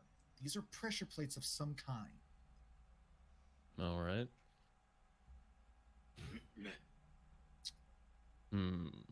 The door here, you don't see a trigger mechanism immediately beside it.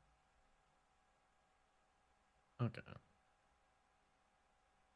I look back. Uncle looks back at the group and says, "So, we got some statues and what seems like 4 plates of something to put something in, or something that sets off traps. So, is there any way out of this room aside from the way we came in? It looks like there's a door on the other side, but I'm not too sure where it leads or if we can open it." Did Uncle detect the one that was here? Yeah, there's a hidden door here, but you cannot see how to open it. You cannot see the opening mechanism, as opposed to the door that you opened, which looked to also have been a hidden door. Yeah, it's like, and and Uncle kind of hits it, and it's like, door? Huh? He hits the hidden door? Yeah, he just kind of like taps it. Okay. Hear a faint metallic tap, nothing more. And it seems like there's a hidden door here, but not sure any way of opening it. All right, hold on. So he walks up and stands before the door. All right, let me see to this. And he's gonna make a strength check, or not a strength check. 20. Try and bash down that door. Jesus. 7. Straight up, fireman kicks the seemingly wall-like space. A massive sound of shattering rock hits the air before the space promptly caves in. And Fu has effectively opened up the way. Open sesame. The wall that you see there is pretend it's not there anymore. Yeah. I just put it there so that it wasn't obvious. Yep. No, we understand when we see the floor behind it. So, does anyone want to walk down the new secret passageway? I don't know, Sneaky Buddy. Do you want to? I was going to say, you do. No, I know. Uncle's just trying to put the job on someone else. All right. And coming into this room, you can make a perception check. Or no. Yeah, I'm going to make a perception. All right. Make a roll. Shit, even more puzzle. It could be, it couldn't be. Who knows? I'm really low on time. Damn. You don't see anything. With that there, since previous parties are currently waiting recent engagements, we're going to pause here. Would that be agreeable, or do we need to end? I'm fine with whatever. What now? I'm being repeatedly asked on whether or not when we're going to go get food. But if I go get food, it's gonna be like I'm going to go like out for dinner. So I'm trying to figure out when to do that. I'm getting really short on time for myself. I'm fine with ending it here if we want to do that. Oh, so pausing here? And then picking up at the next session. I mean, if we need to. That or we would all reconvene in like an hour and a half, but that's kind of extreme. Fuck that noise. I probably would be asleep because I'm like getting tired. That's why I'm like, All right. Well, with that, because unfortunately with Richie gone and with Darkon gone, I'm not feeling capable of controlling 3 characters at once while also pushing the plot. So we are going to end things for here for now. I also really don't want to miss these. If that previous trap makes me want to see like all that's what's in here. So, unfortunately, we're going to have to end this a little bit earlier. However, we have next session to look forward to and see just what wonderful, pleasurable terrors await our group in this rather deadly dungeon so far. Yeah. I have now decided that I'm going to be using the metal part of an arrow to prick Jinx if she ever needs to be pricked. All right. Well, with that, is there any departing announcements that anyone would like to make? Yeah, I do have a few actually. So first of all, thank you all for coming to join us for another Dungeons and PhatDogs. Also, we are, for those of you who aren't aware, we are really close to reaching our next milestone for our Patreon.